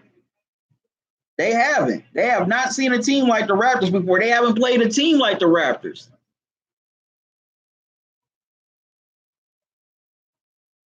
Yeah, Cheeserin, you right. They had to keep people like Steph and Clay out there in both games because Sean Livingston, Andre Iguodala, they're definitely old now. And they definitely had to keep their top scorers out there to make a big impact on offense. Sean Livingston, he's on his last leg. Andre Iguodala is definitely on his last leg. You know, y'all keep on yelling. A lot of people keep on yelling, "Oh, Andre Iguodala is Finals MVP." Get that out y'all head. Andre Iguodala ain't the Finals MVP. Andre Iguodala no more. He's not. Matter of fact, Sean Livingston and Andre Iguodala, they're this close to retirement. They're this close. They are kicking retirement dead in the butt. Okay, they are creeping up. No, they ain't creeping up. They're rolling close to retirement. Because I don't care if they lose this series, I can see Sean Livingston retiring. Iguodala, I think he has another year left on his contract. I think after that contract is up, I think he's done. Yeah, that 2015 Finals MVP, Iggy is long gone. And you know when it slowly started to dwindle? 2016. 2016. That's when it slowly started to dwindle. In 2016. Because if you look at that game 7, you know, when LeBron did the iconic block on Iguodala, now people gonna use his back as having a bad back as an excuse, but he didn't have a lift on that shot. Yeah, he had the bad back, but if you look at that block again, he had no lift. He had no lift on that layup. It's like he was half-assing and hoping it was gonna go in. So even if LeBron didn't block it, that layup would have not gone in. That was a bad attempt at a layup, in my opinion. Right, he had no lift on that layup.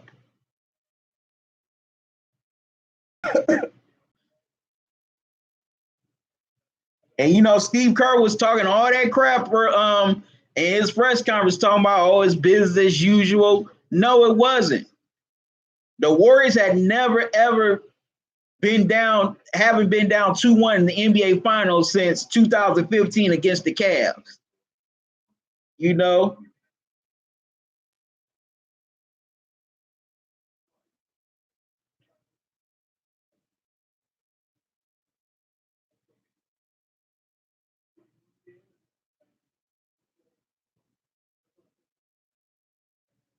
Well, that's all y'all can do is try to win one game because now, you know, this is Steve Kerr on the podium right now.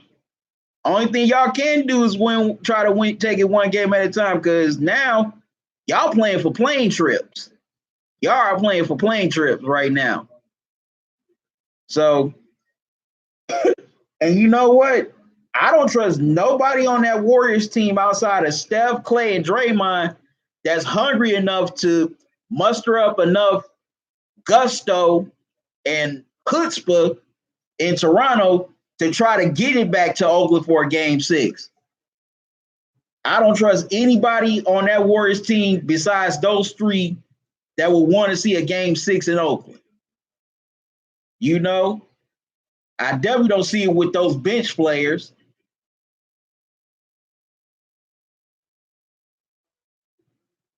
When Steve Kerr said that, I was like, this isn't the 2018 Cavaliers. That's right.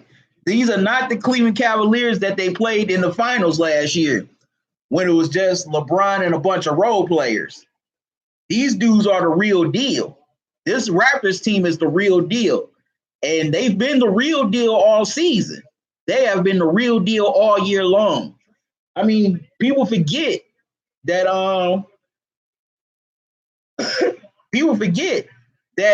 during the regular season out in Oakland, the Raptors annihilated the Warriors without Kawhi. They annihilated the Warriors in that regular season. That was without Kawhi. And now they've annihilated the Warriors twice in these finals with Kawhi. well, 3 out of 4 games, excuse me, in these finals with Kawhi. And they damn near came back in game 2. That was a hell of a job with that boxing run on Steph.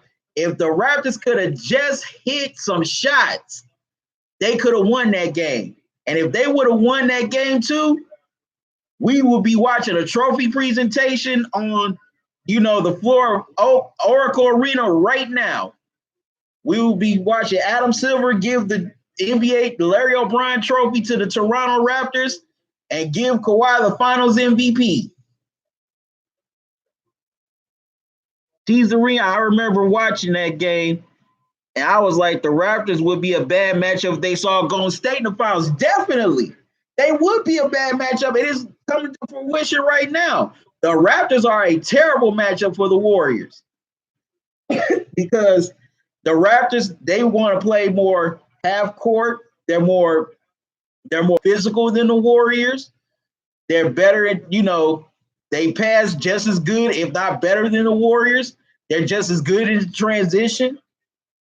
So yeah, I bet the Warriors was hoping they saw Milwaukee instead of Toronto. I'm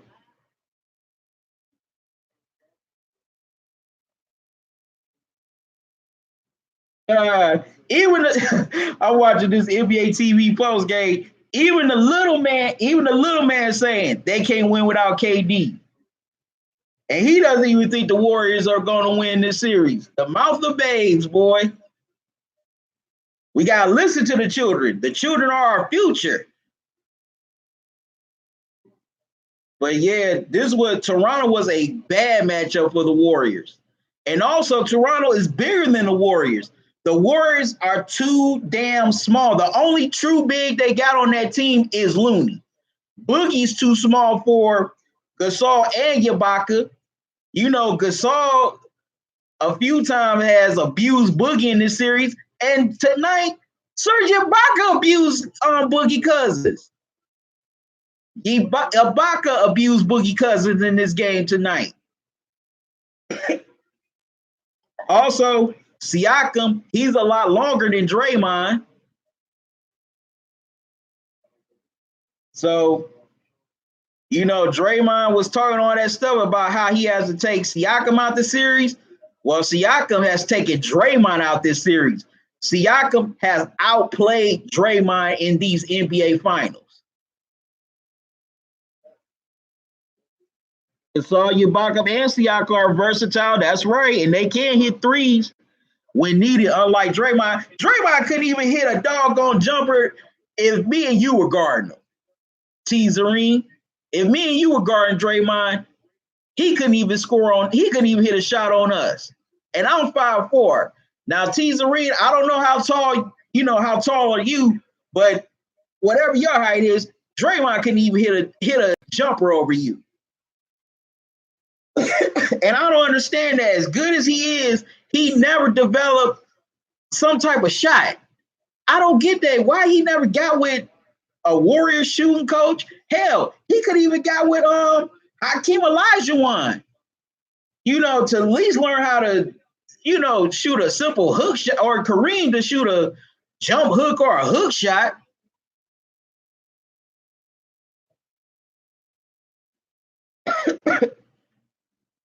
Yep. So, that's the strategy when you play against the Warriors. You dare Draymond to shoot. And if he's, hot and hitting, then okay, you tip your hat to him. But, in 2016 in that Game 7 in the NBA Finals, that first half, Draymond could not miss from 3.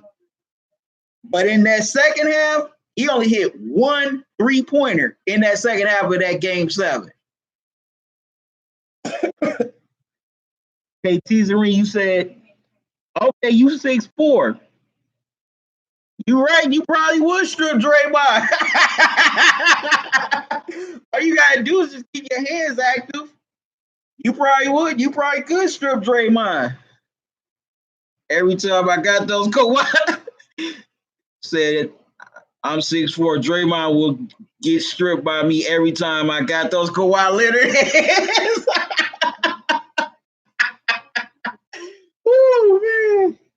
Oh boy.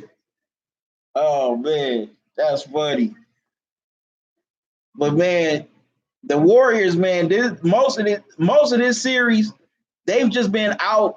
They've been outplayed, and they've been outclassed and outcoached by Toronto. Toronto is the better team, but when Toronto wins the championship, a lot of people aren't going to give the Raptors credit because the first thing they're going to say, "You be the Warriors team without KD," just like with the Cavs in 2016.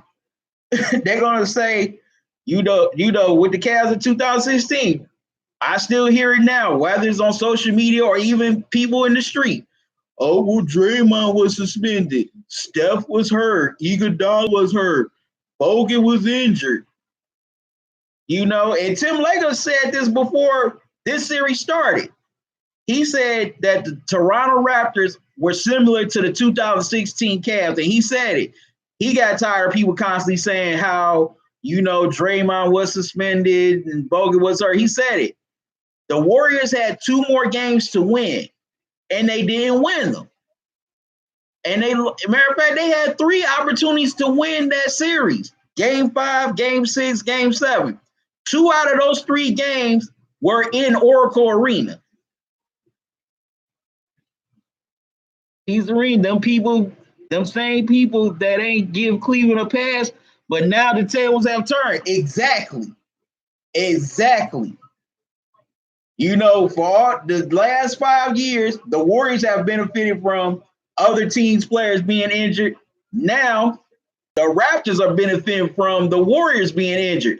Even last year, they benefited from Chris Paul missing game six of the Western Conference Finals. In my belief, if Chris Paul would have played, in that Western Conference Finals, Houston would have knocked off the Warriors. That's my belief. Houston would have knocked off the Warriors in that Western Conference Finals.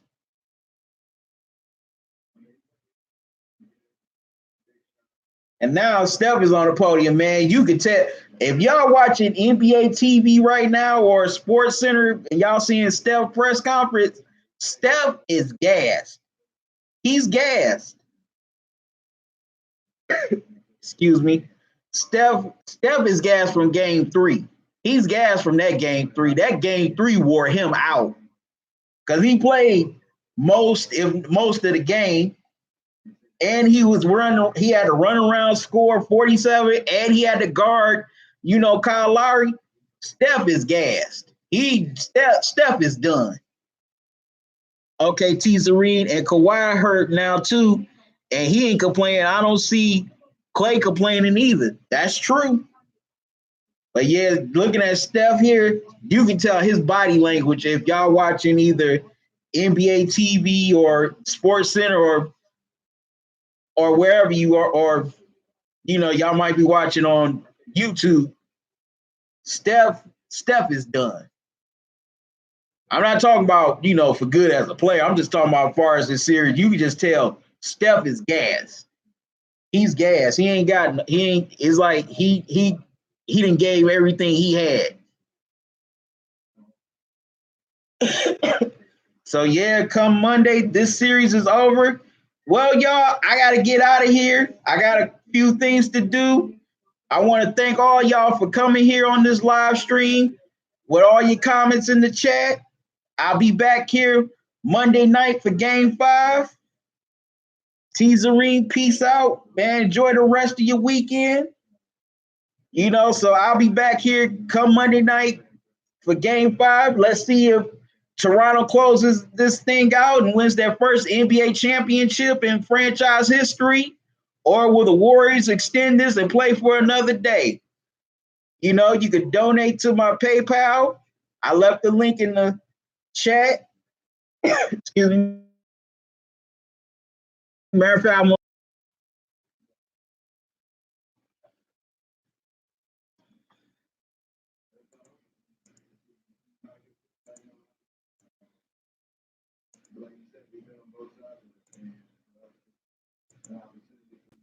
hey, whatever you want to donate, I would greatly appreciate it to help me keep this channel going because I want to continue bringing quality content to y'all.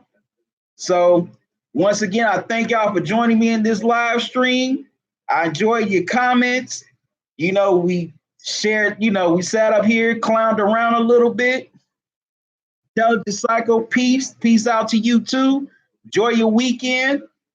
So till Monday night at 8:30, or I might come here an hour early and start live streaming. I'll let y'all know. But until Monday night, y'all have a good one. Love y'all to life. QC out. Rest of your weekend.